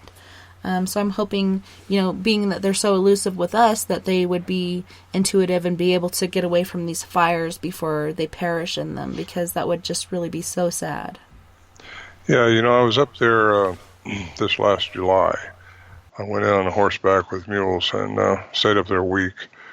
And it was so smoky from the California fires. Where we were wasn't burning, but it was just smoky. You couldn't see anything. That's the first time, I think, in the 40-some-odd years I've been going up there that I didn't see a deer. I didn't see a bear. They knew what was coming. The fire was coming. And not too long after we left out and got down, it was engulfed in fire. So they probably know something. They can sense those things. Of course, we can sense them. You can't hardly breathe, so right. Kind of bad, but it was fun anyway. But it was still non-eventful. Nothing happened at all. Yeah, and a lot of times, people talk about how their animals sense paranormal things before they happen, or they sense different natural destruction and such before it happens. So I'm hoping that they did. And like you said, there were no deer or other animals there, so I'm sure they got out before it was too late. Well, we didn't see any. I don't know if they weren't there, but it's very unusual you don't see something up there. There's a lot of bear, a lot of deer generally, but this year didn't see a thing. And I assumed that they knew the fire was coming, and they just working their way towards heading east or something, get away from the fire. Yeah, for sure. And this hour, the third hour, is when I like to open it up to our listeners, where you can call in with your questions or comments, and I'll give you that number. It's 1-970-335-9596, 970-335-9596. And Kevin in the chat room was asking, Ron, you have had so many encounters. There's obviously a connection that they have with you. Do you continue to go out to further your research? I try to. I've been so busy with conferences and just doing what I do. The Olympics has got a lot of accounts of these things, and there's a lot of areas here that I need to get into that people have told me about. the encounters in the Sierra Nevada mountains are still going on up there, or at least except for this last year. But that fire may have stopped it. I don't know. I'm 76 years old now. I'm still pretty good shape, but I did have a tumor taken off my brain last year, right after an international conference, and then left my balance issues. So for the last year, I really haven't. I can't walk across the log on a river anymore, or I'll fall in the water. It's affected my balance a little bit, but that's getting better. It just takes a little bit for your brain to, the neurons to work around to the other side to teach things that you thought you knew automatically, but you learn when you're 2 years old, and it affects you a little bit. So it slowed me down a little bit, but it's not going to be there forever. Things are getting better. I eat well. I got a very good wife who takes good care of me as far as the nutrition goes, and beats me when I don't get out and do my exercises. So I'm working back the strength, because once I had that operation, I was down for a month, and I mean, when you get down for a month, you lose a lot of your strength. So it takes a little bit to build it back. So I've been going to the YMCA and swimming and doing stuff like that. So things are getting better. Yeah, swimming a lot is better. Such good exercise, and it's easier on your body as far as, like, you know, keeping your buoyancy, and you're not having to uphold that weight as much, but you do work your muscles more than you realize, and that's a good way to come back to yourself as far as your whole body goes. It's true, yeah. Well, I'm a scuba diver too. You know, I've spent a lot of time in the ocean down in Mexico and different places, in Alaska even, and so that kind of knocked me out of that for a while. It humbles you a little bit when you realize, because nothing's ever been wrong with me before. I mean, I shouldn't say that, it sounds bad, but I've been very healthy all my life. Been very active all my life, and climbing the mountains a lot, doing everything I want to do, I've done. And then something like this hits you, and it just makes you step back a little bit and think how things can go if you're not careful. Yeah. And you know, I got to say this right up front. They think that the tumor that was hooked to my cerebellum was caused by a cell phone. I held on my ear too much, so I want to caution people about that, because that's something new they're coming out with. Just keep the cell phones away from you as much as you can. Yeah, use your earbuds or your headphones or whatnot. Something, I don't know, but that's what they're saying now, that that's could be the cause of these tumors, because there's been a lot of people coming up with them nowadays. And they think it may be due to the cell phone, because they said this has been working on me 5 to 10 years, and I was having these little dizzy spells off and on. You know enough about, we can be talking about this stuff where it lowers my vibrational frequency. Yeah, let's keep it positive and upbeat. Let's get back into Bigfoot. Let's not put any energy into that Klingon. Well, I think understanding again who you are as a human being will help you understand what you might be dealing with when you're out in the woods with these creatures. Yeah, and you're more powerful than these things. Well, not physically, but we have within us something very special. We're made in the image of God, and that's very good. That's the energy we have within us, and we all are collectively one. That's how telepathy works. That's how all this stuff works. And you know, let's just get a book and start reading about physics, and it's not above your head. It's not above anybody's head. You can read it and understand what I'm talking about. Well, Shar was asking, did you say you saw one of the Bigfoot that you taped? Yes. The samurai, that samurai cry, that's when I saw this thing. It screamed out and ran down to the other two, the adolescent and the mother, we think, down below by the creek. Yeah. And my daughter, Rhonda, has seen them 3 times. That's awesome.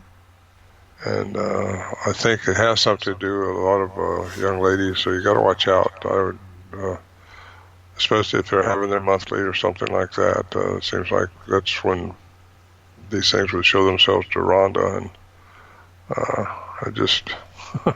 I have heard different stories about how they are attracted to that, and that's very interesting.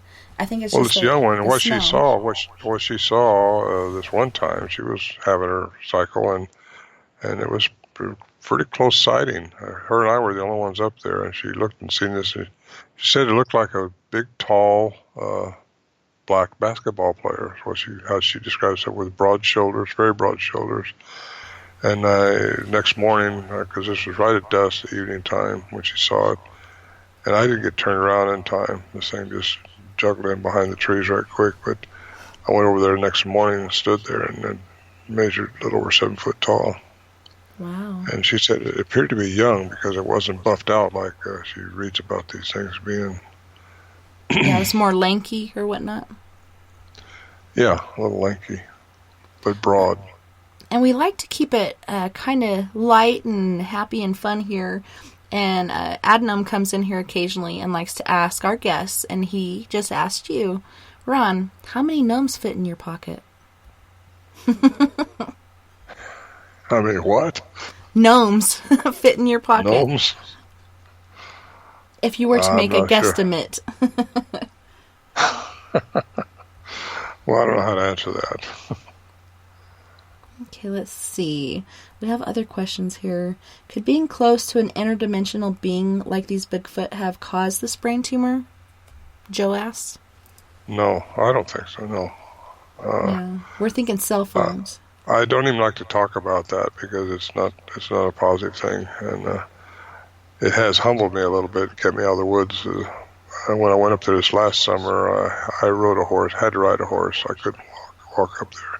It's just too steep. It's very imposing, very imposing country, but it's beautiful at the same time. Kevin's asking, will you be passing down your knowledge base to an assistant or a replacement? Well, my knowledge base is pretty much out there. Anybody can pick it up.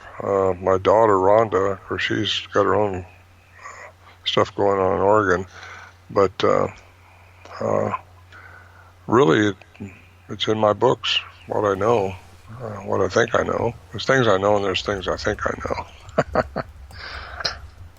But there's also another person doing a biography on me, a video, and then I've also been approached by a couple of different publishing companies for doing some movie stuff. So we'll see if all that comes about. So what do you think about the flat Bigfoot theory? You mean the metatarsal break, or when you say flat Bigfoot? The ones we found tracks of up there were flat-footed. I think it's how they can kind of flatten themselves to hide. I don't know about the hiding part, but they walk different. If you notice the Patterson Gimlin film, it walks different. And they kind of walk 1 foot in front of the other, too. So flat-footedness, again, they're not all the same.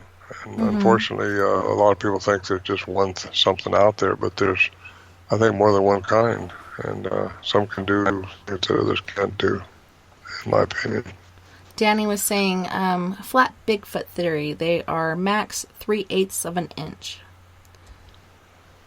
I don't know. They are max. What's he mean by that? As far as the way that they can kind of compress themselves or whatnot to 3/8 of an inch to be able to hide. I'm not sure. I have only recently heard of this flat Bigfoot theory by being in these chat rooms and hearing these people talk about it. I've never thought about it before, but they're talking about how they can basically compress themselves to hide behind trees or other things where you can't see or find them at a certain point. I'll tell you what, I did get a report on just a few weeks ago from a guy not too far from where our camp is, as the way the crow flies anyway. He's a hunter, been hunting for years, and been having some encounters, but this time he's seen a Bigfoot. But he said he's seen it come out from behind this 2-foot tree, but when it got out, it had 4-foot wide shoulders. Mm-hmm. So... So how did that happen? That's interesting. Well, here you got it. Here you want me to get you the bottom line, what some people think and what could be true. Mm-hmm. If they are interdimensional, they require energy to go in and out of dimensions, to change their mass to energy and back and forth. And a lot of people, some people say, not a lot of people, that they actually energize inside trees, and because they can go interdimensional, they're able to do that. So when he told me that, he said that just doesn't make sense. And this guy's a firefighter. He's really was sincere. Mm-hmm. How this thing did that, I don't know, but he also saw a UFO at the same time, and he's a pretty sincere family man. He really didn't. I had a hard time pulling this out of him because he didn't want to talk about it that much. Not the screwy stuff like I just said, but it happened to him. Yeah, and you're saying he was behind a 2-foot tree, but he was actually 4 foot in diameter. And how did that happen? How does that happen? Yeah. And Joe was saying the flat Bigfoot theory states that you can't take a picture of a Bigfoot because when you try, he turns 90 degrees and you can't see him anymore. Oh, I don't know. Don't know about that. I'll tell you what, though, there's very little, if anything, that would surprise me in this field. I've heard so many things. It's amazing, all the stories you hear. But I've heard about them cloaking. I've heard about a lot of people talk about how they're following footprints, and all of a sudden they just stop. They don't go anywhere. There are people on the beach where it's not the tide, but they just stop. And I didn't know what to think about that until it happened to me. My daughter seen one. We found the prints. These prints went way down in the ground, very heavy, whatever it was, bipedal. And all of a sudden they just stopped. And I looked around. Could have gone up in a tree? No. Could have went up there. Could have jumped to a boulder. No boulders around. Where'd the other tracks go? Mm-hmm. Well, my theory is they are interdimensional. At least this one was. Yeah, and I've heard people like tracking them in the snow, and then like you said, the tracks stop and they're looking around and they're like, what the heck happened? And then they look up about 20 or 30 feet ahead and they see this Bigfoot up by the stream or river. It's like he was able to jump that distance. They can jump. A highway patrolman told me one time he seen one jump 30 feet. Yeah, and that's about 20, 30 feet is what this other person was telling me. So well, actually, that's pretty interesting. I jumped 21 feet when I was in high school track. So that's really not a big deal. But he was jumping from boulder to boulder, this patrolman saw. And I get these reports from professional people. I had a deputy come to me one time, and him and another deputy was following these tracks in the snow, and right behind where I used to live there in California, Mariposa, close to Yosemite, and he says they just couldn't follow it anymore. The snow got too deep. But I'm saying all that because professional people see this all the time, but they can't come forth because of their position, public service. Could diminish highway them. Patrolmen, forestry service workers, deputies, yeah. There's a local deputy, or he's not a deputy anymore. Once they get off the force, they'll talk about it. And this young man, he's on the force for 15 years, and he had one go right in front of him in his car, a squad car, and at this place here in the Olympics. And he'll talk about it, but there's other strange things that he talks about too. That's now he's discovering since he got into it. So after he's seen that thing, he knows they exist, but there's more to them than just a flesh and blood creature. They're not just flesh and blood. They are flesh and blood, but they're not just flesh and blood. And you got to wonder, Edgar Mitchell, he's the astronaut who passed away. He said it takes classical and quantum sciences together to have clear perception. Mm-hmm. So I just encourage anybody to get into something outside of their paradigm, which is Newtonian physics. There's more going on. You just don't see it, but it's there. That's awesome. And I'd love it if you could send me a list of books that you have read that I could look into to broaden my horizons, because I really do love to do that. And Joe is asking, when was your last sighting and or recording? Recording, I don't really even try to record much anymore. My last sighting, something unusual as far as a Bigfoot goes, the only time I've seen one was 74 when that samurai cry went out. That's the only time I saw one. That wasn't a close view. It's just something huge, big, and very, very fast, making those noises.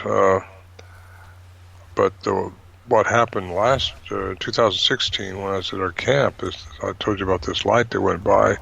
It seems to be associated with these strange lights and UFOs and things like that. These things there's a connection of some kind. I don't know what the connection is, but I got my theories, but who knows?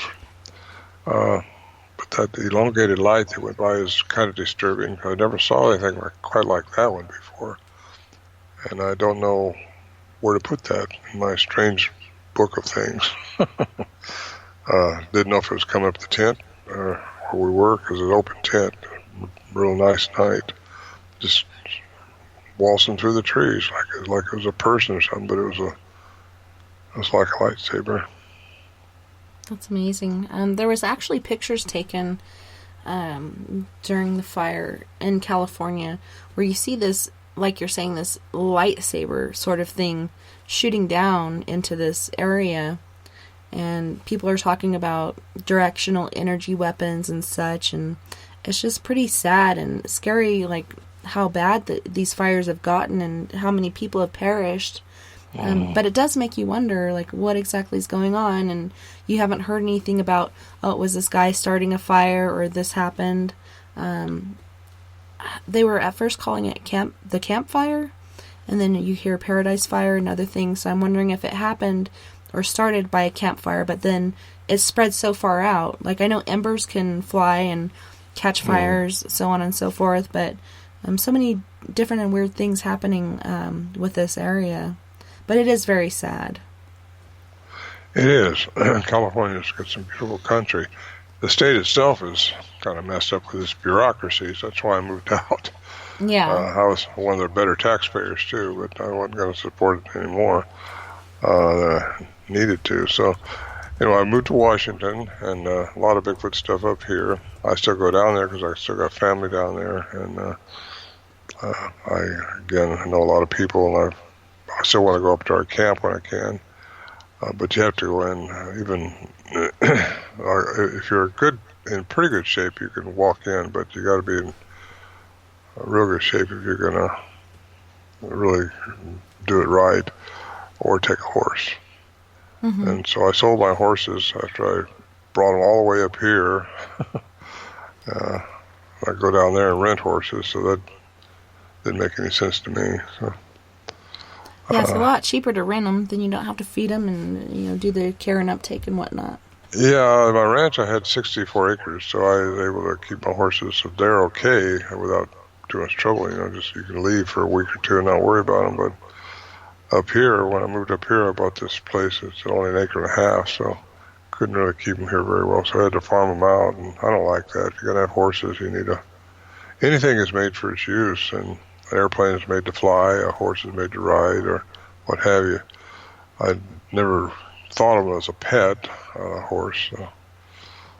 Anyway. Well, we have one more recording, and it's the Talk to Us recording. Oh, yeah. Would you like to give us a preemptive on that? Oh, this is the same night when the Samurai Cry went on. It was, if it's the one I'm thinking about, Talk to Us, is when we first started hearing them chattering after they'd made their whoops. And go ahead and play it. Maybe I can say it better after I hear it again. All right. I'm going to play the Talk to Us clip.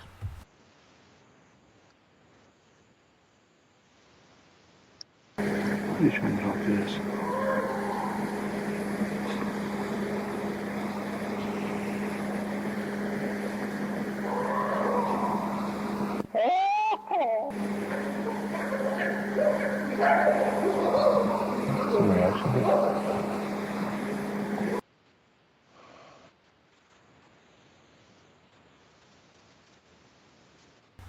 Yeah.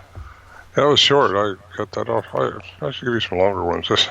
I can play it again if you like. No, there was more to it. I just didn't get it all to you, I guess.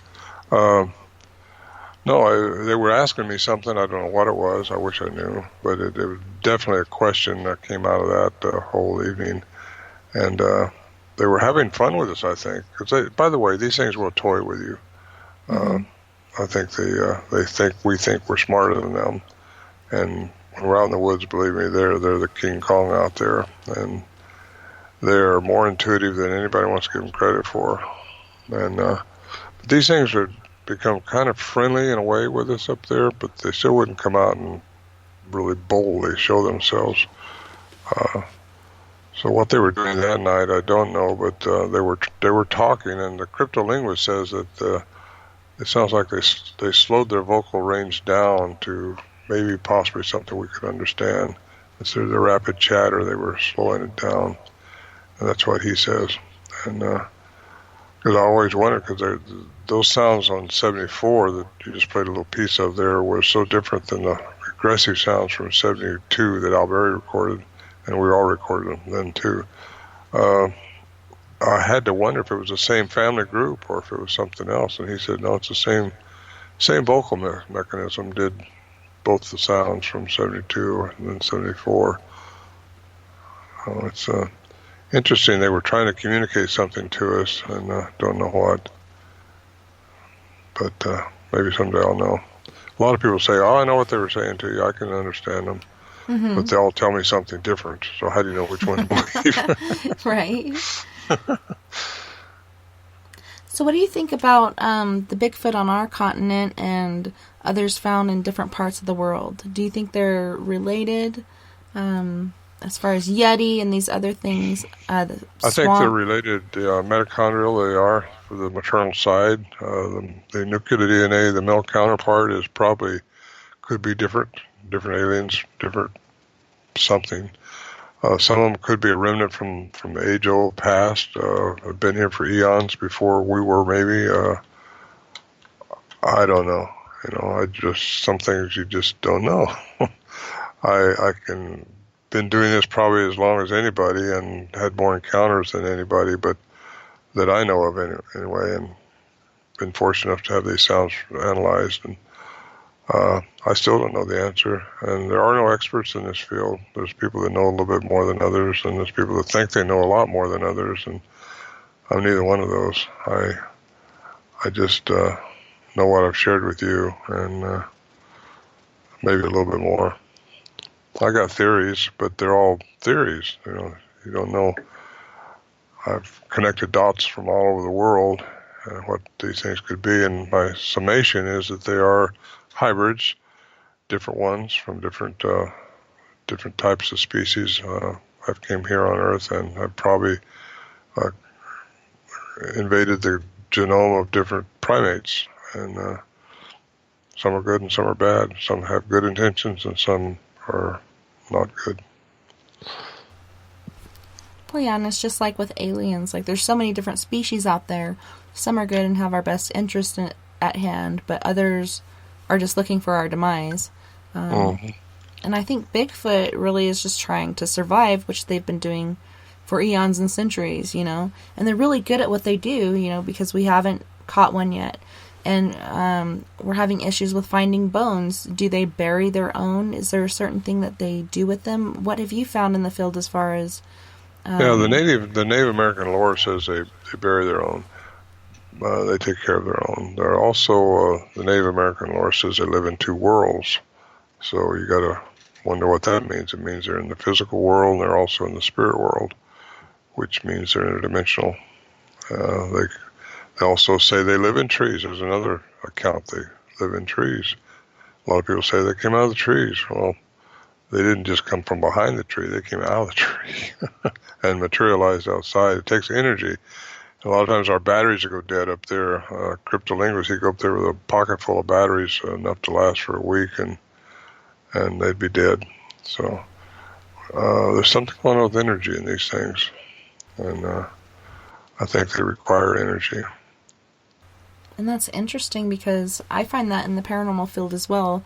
You'll have all your batteries charged up and whatnot, and then you go on an investigation, and when it's a really active place, your batteries are just drained. Like, it was just at 100%, and then it's gone, and you're like, what the heck is happening? So I have these backup, batteries, because you can't just always plug into the wall. You have to have a backup that you can carry on you so you can continue to walk around and do your thing. But it's really interesting how they do and are able to drain that, and that kind of gives more of a scope as far as the interdimensional thing. Yeah, in 2011, I went up there with Scott Nelson. We went up 3 times that summer. He took his whole summer. We'd go up there for a week at a time, come out and resupply, and we was in good shape, so we was walking. And I think one time we took a horse in, not sure. But anyway, the fourth, he had to go back to his teaching job in Missouri, and nothing had happened while he was there all summer long. Nothing took place that you could really put your finger on and say that was a Bigfoot. Things happen, but you can't just assume that things you don't understand is a Bigfoot. It has to be some corroboration with it. A sighting, prints, sounds, something. And nothing happened. So I wanted to go back after he left and find out if they were around or not, because nothing happened. And I had this guy who was going to go up there with me. He was one of the sons of another gentleman that don't go up there anymore. And he backed out the last minute. So I just went up by myself, which really is a no-no. Because you can get hurt up there, whether it's a Bigfoot or not. You can get hurt by a lot of things. I got a 52-inch hat band from a rattlesnake. Oh, no. Yeah. And there's a lot of bear. Not that the bear are harmful or not, but you get between a sow and a cub and you can be in trouble. So a lot of things can happen besides just the Bigfoot awareness there. I got up there in 2011 by myself, the 4th trip I'd made in that summer, late summer, and set up the little tent. Mosquitoes were horrible. I said, I'm going to get in the tent and read a book. So I got inside and wham, right outside the tent. It sounded like at the time I thought it was just a huge tree knock, which they do. And I thought, well, that's one of them. That's what they do. And I sit there for a minute, and I went on outside the tent, and a few minutes later, and started talking to what it was. I asked them to come in. Now that I'm by myself, nothing afraid of. I'm not going to shoot. I didn't even have a high-powered weapon. I had a little pea shooter in case a bear got after me. Something was birdshot in it. But I don't have any intentions of shooting at them anyway. Anyway, nothing happened. I kept talking. The mosquitoes were so bad. So finally I went back in and it started getting dark, because that's not where you want to be when one of these things are around by yourself. It just, well, you just don't want to be. And I checked my tape recorder. Everything's working right. And laying there, 10 o'clock that night, chatter went on. There's a Bigfoot, a couple of them, something chattering down there, about 100 feet away, 100 yards maybe. And something hit one of those old barrels we had up there from our food that we had in there. And I heard this tromping 2 feet, bipedal walking around, maybe 15 feet away from my tent. And I started talking. I said, I told you not to come back later like this and do this, but they were, whatever it was. And I think I was looking for food now that I think about it, because I didn't leave anything out. I didn't even start a fire that night because it was so mosquito infested, which is unusual in and of itself. Not usually that many bother you, but whatever it was, came up by the tent. I heard it stood right there breathing, and all of a sudden it was just not there. But I turned my tape recorder on, it wouldn't work. The battery was dead. Earlier that evening, after that first took place, I had put a brand new lithium battery in there, and it checked out great. It didn't work at 10 o'clock that night. And I lay there, and needless to say, I didn't get a lot of sleep. But at 4 o'clock that morning, I heard this electrical metallic type sound right outside my tent, within a feet or a couple feet. Don't know what to think about that. I just know that that's the last thing I heard, and that was at 4 o'clock in the morning. And then as soon as daylight came, I put the tent away and left. My answer had been answered. They're still around. That was in 2011. That was the last thing I wrote about in my book, Voices in the Wilderness. Mm-hmm. And that was my, I think I produced that in 2012. Yeah, put it out. Michael in the chat room was asking, Ron, what Indians that have heard the recordings, what do they think of them? Have you shown them to natives? Yeah. In fact, I know the chief of the Miwok tribe. I knew him. Yeah, they invited me to Sweat Lodge to try to find out what's going on. Some of those Native Americans have Bigfoot as their spiritual guide, which is kind of neat. Animals seem to make it through catastrophes where humans don't do so well, so they use a bear or some type of an animal as their spiritual guide, and some of them have a Bigfoot as their spiritual guide. The natives, other Native Americans, like I speak at some of these casinos that are owned by Native Americans, and they believe them hands down. It's just a matter of, they don't talk to just everybody. Mm-hmm. So I don't know what they think about the recordings.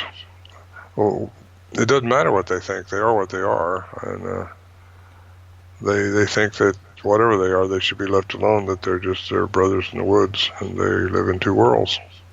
Yeah, it's pretty difficult when it does come to Native heritage. In the Four Corners area, I'm surrounded by what people call Navajo, but they're actually Dene and Utes, and I've been trying to get people in here to talk about Native lore and skinwalkers and such, but nobody wants to step up to that because they do keep these certain things pretty quiet, and they believe that talking about skinwalkers and such creates negative energy, and they don't want that attached to them, so nobody really wants to talk about it. So it's really hard to get certain things out of them. That's so true. Yeah, that's so true. Mm-hmm. And that kind of goes along with what Monk was saying. Like, there's been different stories of horses and their hair being braided by Bigfoot, and he's wondering, did the horses that you used on your expeditions ever have their manes braided? I've been asked that before, and I never looked for that. Got to tell you, we were after the encounters, and when I did see their hair twisted, I always considered they'd got caught in a limb or something, just wiggle it around, Mm-hmm. But Don Monroe, he's written a book about that very thing, how they braid the hairs on their horse. Now, if it was braided like a woman's braid is, really nice, I would have probably picked that up. But otherwise, no, I would just put it off as them getting tangled up in a limb or something. Yeah, and the ones that I've seen, like in pictures and such, they're not as intricate as, if we were to do it, it's kind of, like you said, it looks kind of tangled or whatnot, but there is some sort of braid there, so it's pretty interesting. Mm-hmm. They kind of like to mess with the horses and play with their hair and stuff, so that's pretty Well, I tell cool. you, we've been out walking in the daytime, left our horses tied up in camp, come back and there's Bigfoot tracks around them. Yeah, they're kind of attracted to them. And, they are. Yeah, it creates interest. Mm-hmm. Let's see, Dell was asking, why would paranormal discharge batteries in a device, but not if they are outside the device? I think they just draw the energy, is what I've always gathered. Well, I don't know. I mean, how do you know that? They do draw them while they're outside the device, I think. I mean, Scott Nelson had his drained. Mine was inside my little recorder, and it was drained. And it was a lithium battery, a brand new one, in 2011. Now, Barry mentioned this in my first CDs, how cold it was up there. Even our cassette recorder stopped working. And that's true. But you got to wonder, was they doing something with the batteries? Or these things would be out there when it was freezing cold and making their sounds. I'm sorry. I had my phone on the table and it vibrated. Cool. You're like, what was that noise? That was my phone vibrating on the wood table. But yeah, it's pretty interesting how they are like drawn to the horses, and horses, they say how dogs are man's best friend, but I think horses are kind of in that same niche. And they do have that closeness to not only humans, but Bigfoot. And Bigfoot are drawn to them because they are social animals. Just like if we had elephants out there, I'm sure they'd be drawn to them as well. I think they entangle them quantumly. It's called quantum entanglement. That's what mind speak is. You hear a lot of people say, well, Bigfoot was talking to me. Well, they weren't audibly talking to them. They were talking to them through their mind. And so you don't know if it's really the mind communication, which I call quantum entanglement, or if it's their own paradigm working on their brain. Your brain, It's an amazing thing. You fill in the spots. Your brain it'll fill in all the vacancies if you got any. We all got vacancies in our brain, right? Yeah. I got a bunch of them right now. I'm about to fall asleep on you. Aw. Oh, no. Shouldn't have said that. Somebody was saying just a minute ago, man, I thought Bigfoot was telepathic, but they use voice, but we're also telepathic, and, you know, I've been in people's minds and given them things or said things they're about to say, and they're like, hey, get out of my head, and I'm like, you know, sorry, you know, I'm just kind of open to that, and I'm not trying to invade your mind, but I'm trying to I've basically been someone that is of service to people, so I just try to help when I can, but I think they're like us. They're not just telepathic beings, but they do like to vocalize as well. Mm-hmm. Yeah, exactly. Telepathic, I think they are the oneness that we're supposed to be, that we are. We just don't get it. We can communicate with each other. We sense each other a lot. All of us can do that. It's just some people are more tuned into the pineal gland and they're able to couple with the third eye than others. And that's what we are all supposed to do, is learn how to do that. You do that through meditation and just being simple. And I get into the sleep stages in my book, Quantum Bigfoot. I think you got to be in the alpha state for these things to interact with you, because that lowers your vibrational frequency to a state where it's close to the earth and it's close to them, because I think they're one with the earth too. And that's how birds and, well, anyway, that's my theory anyway. The alpha state of sleep is when you're not asleep. That's where I was in 2011. I wasn't asleep at 10 o'clock, but I wasn't awake either. You know, you're kind of in that, not analyzing anything. You're just laying there relaxed, and that's when they can deal with you. That's when they like to deal with you, I think.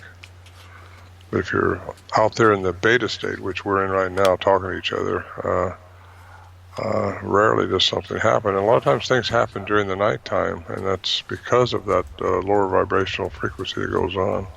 And I know there's a lot of people questioning the vibrational frequencies. You get a book and start reading that stuff. It's so interesting when you get into what really is going on with frequencies. Anyway, so a lot of times in the field we hear about Bigfoot and wood knocking. Have you had experience with that in the field? Yeah, oh yeah. In fact, it's on my second CD, the wood knocking. It's rhythmic too. And I know they knock on wood, but sometimes I wonder, and now I wonder about that sound I heard in 2011 right outside where I thought it was a big, huge wood knock. It was so loud, it was like a gun going off right outside my tent. Now I'm wondering if maybe there wasn't one of them materializing, because I think it makes that sound when they get into our dimension. It sounds like woo-woo stuff, don't it?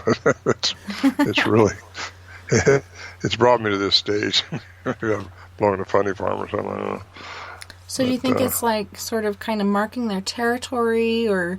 No, I think it's just coming in and out of our dimension. It's creating their energy into mass again, or maybe they're mass into energy, one or the other. I think it makes that sound. However, they do beat on trees. I know that because they were doing that night when I started interacting with them, and they do it back and forth, you know, in a way that is messaging. I think messaging to the other one.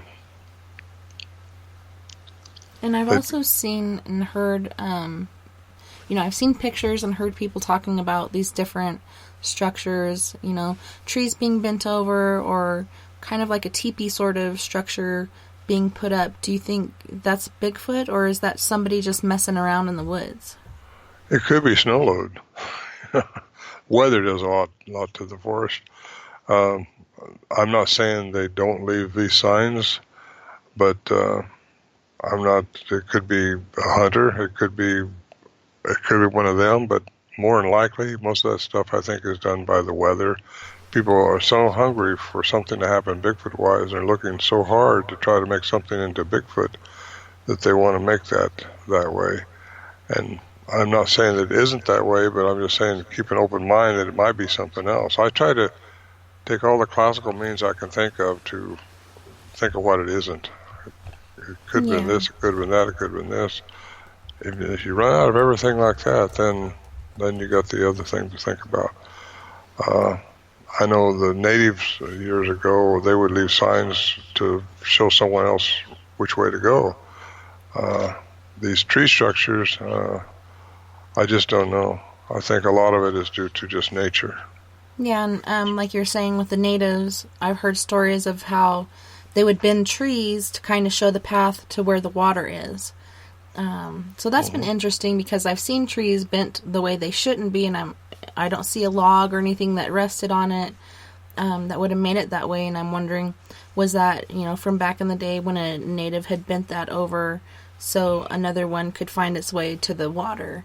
I was in Siberia. When I was in Siberia, we seen these trees bent, look like an arc.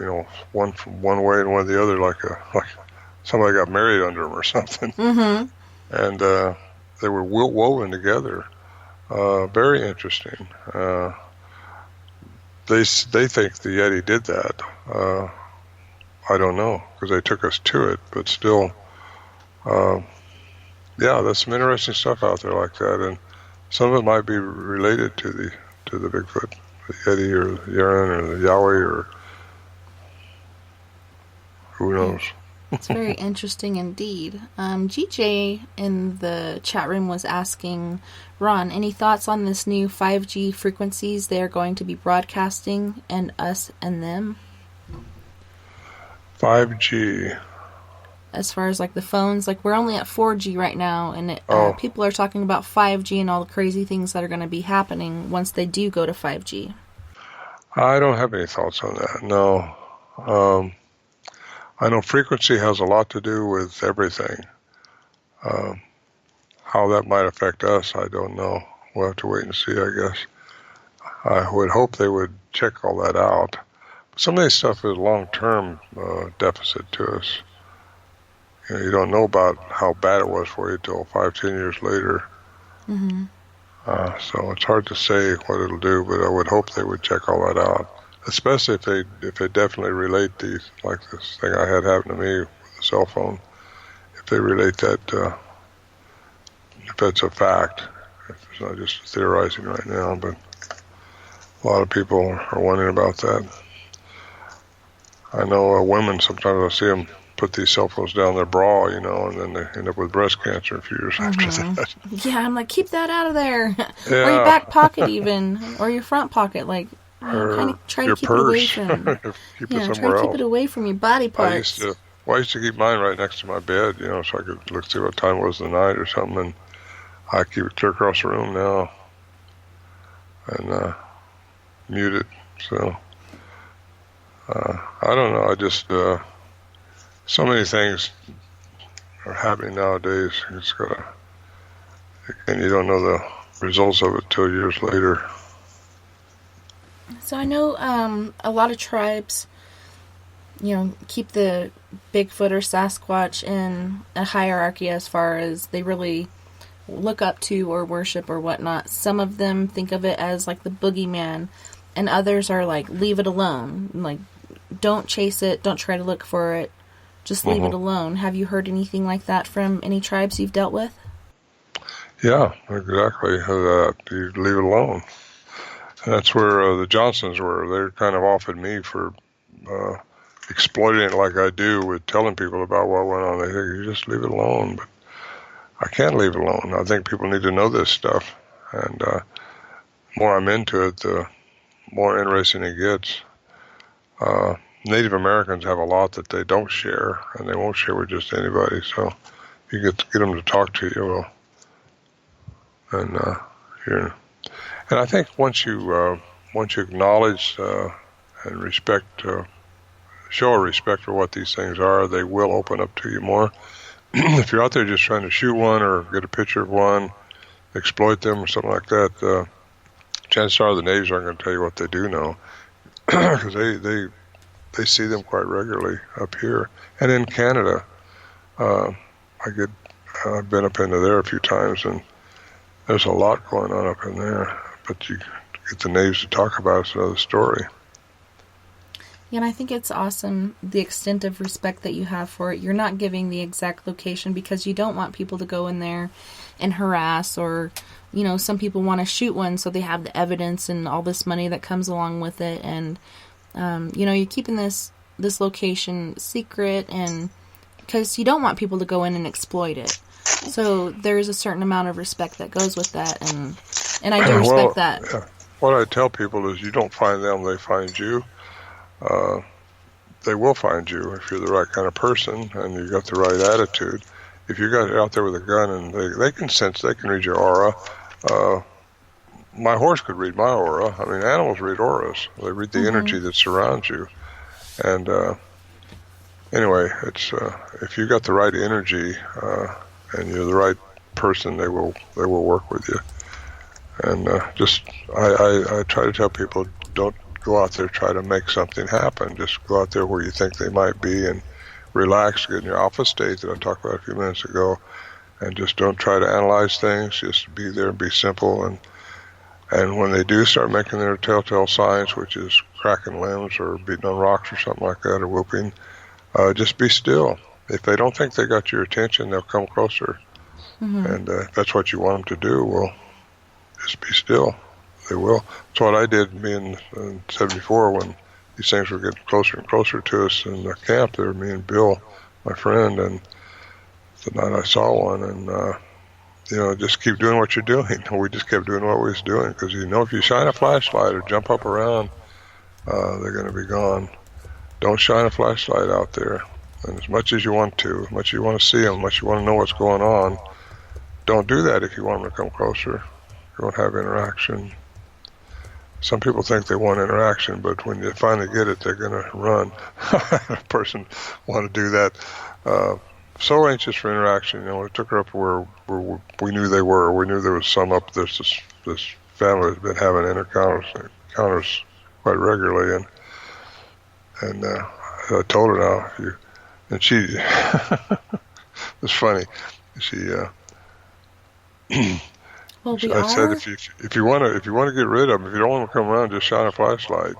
And first thing she starts doing, she goes out to search flashlight everywhere because she was so scared. Well, unfortunately for me, but good for you because you're ready to go to bed. We are at the end of our time, but can you tell our listeners how to find you and learn more about you and how to find your books? Yeah, my website, Ron Morehead, Morehead, Morehead, 10, ronmorehead.com, or bigfootsounds.com. Either one gets to my website. And my books are there, and so are my CDs. And I got a lot of articles there, too. Awesome. Well, thank you so much again for being my guest tonight, and it was so wonderful having you on the show this evening. Well, thank you, Tess. It was a pleasure. Get you again sometime. Yeah, you have a pleasant night's sleep, and I'd love to have you back again sometime. Well, thank you very much. And thank you to everyone in Spaced Out Radio, Facebook, Spreaker, Twitter, Paranormal Radio, TalkStream Live, Deep Talk Radio, and wherever else in the universe you are listening tonight. I had a wonderful time this evening, and it was my pleasure, literally and figuratively, and I can't wait to do it again tomorrow night on spacedoutradio.com. Don't forget, we are all in this together. Together, we can make the world a little better, and together, my friends, we own the night. Until next time, nighty-night, love and light to all my space cases out there, and you guys have a wonderful rest of your evening and morning, and I'll see you all back here again tomorrow night. And if you guys are up for staying up with me on my birthday weekend, you can come and join me on Skype at 970-335-9596. That's 970-335-9596. I hope you guys will come in and talk to me and have a couple nightcaps. If not, you guys take care of my ewes, and I'll see you back here tomorrow night.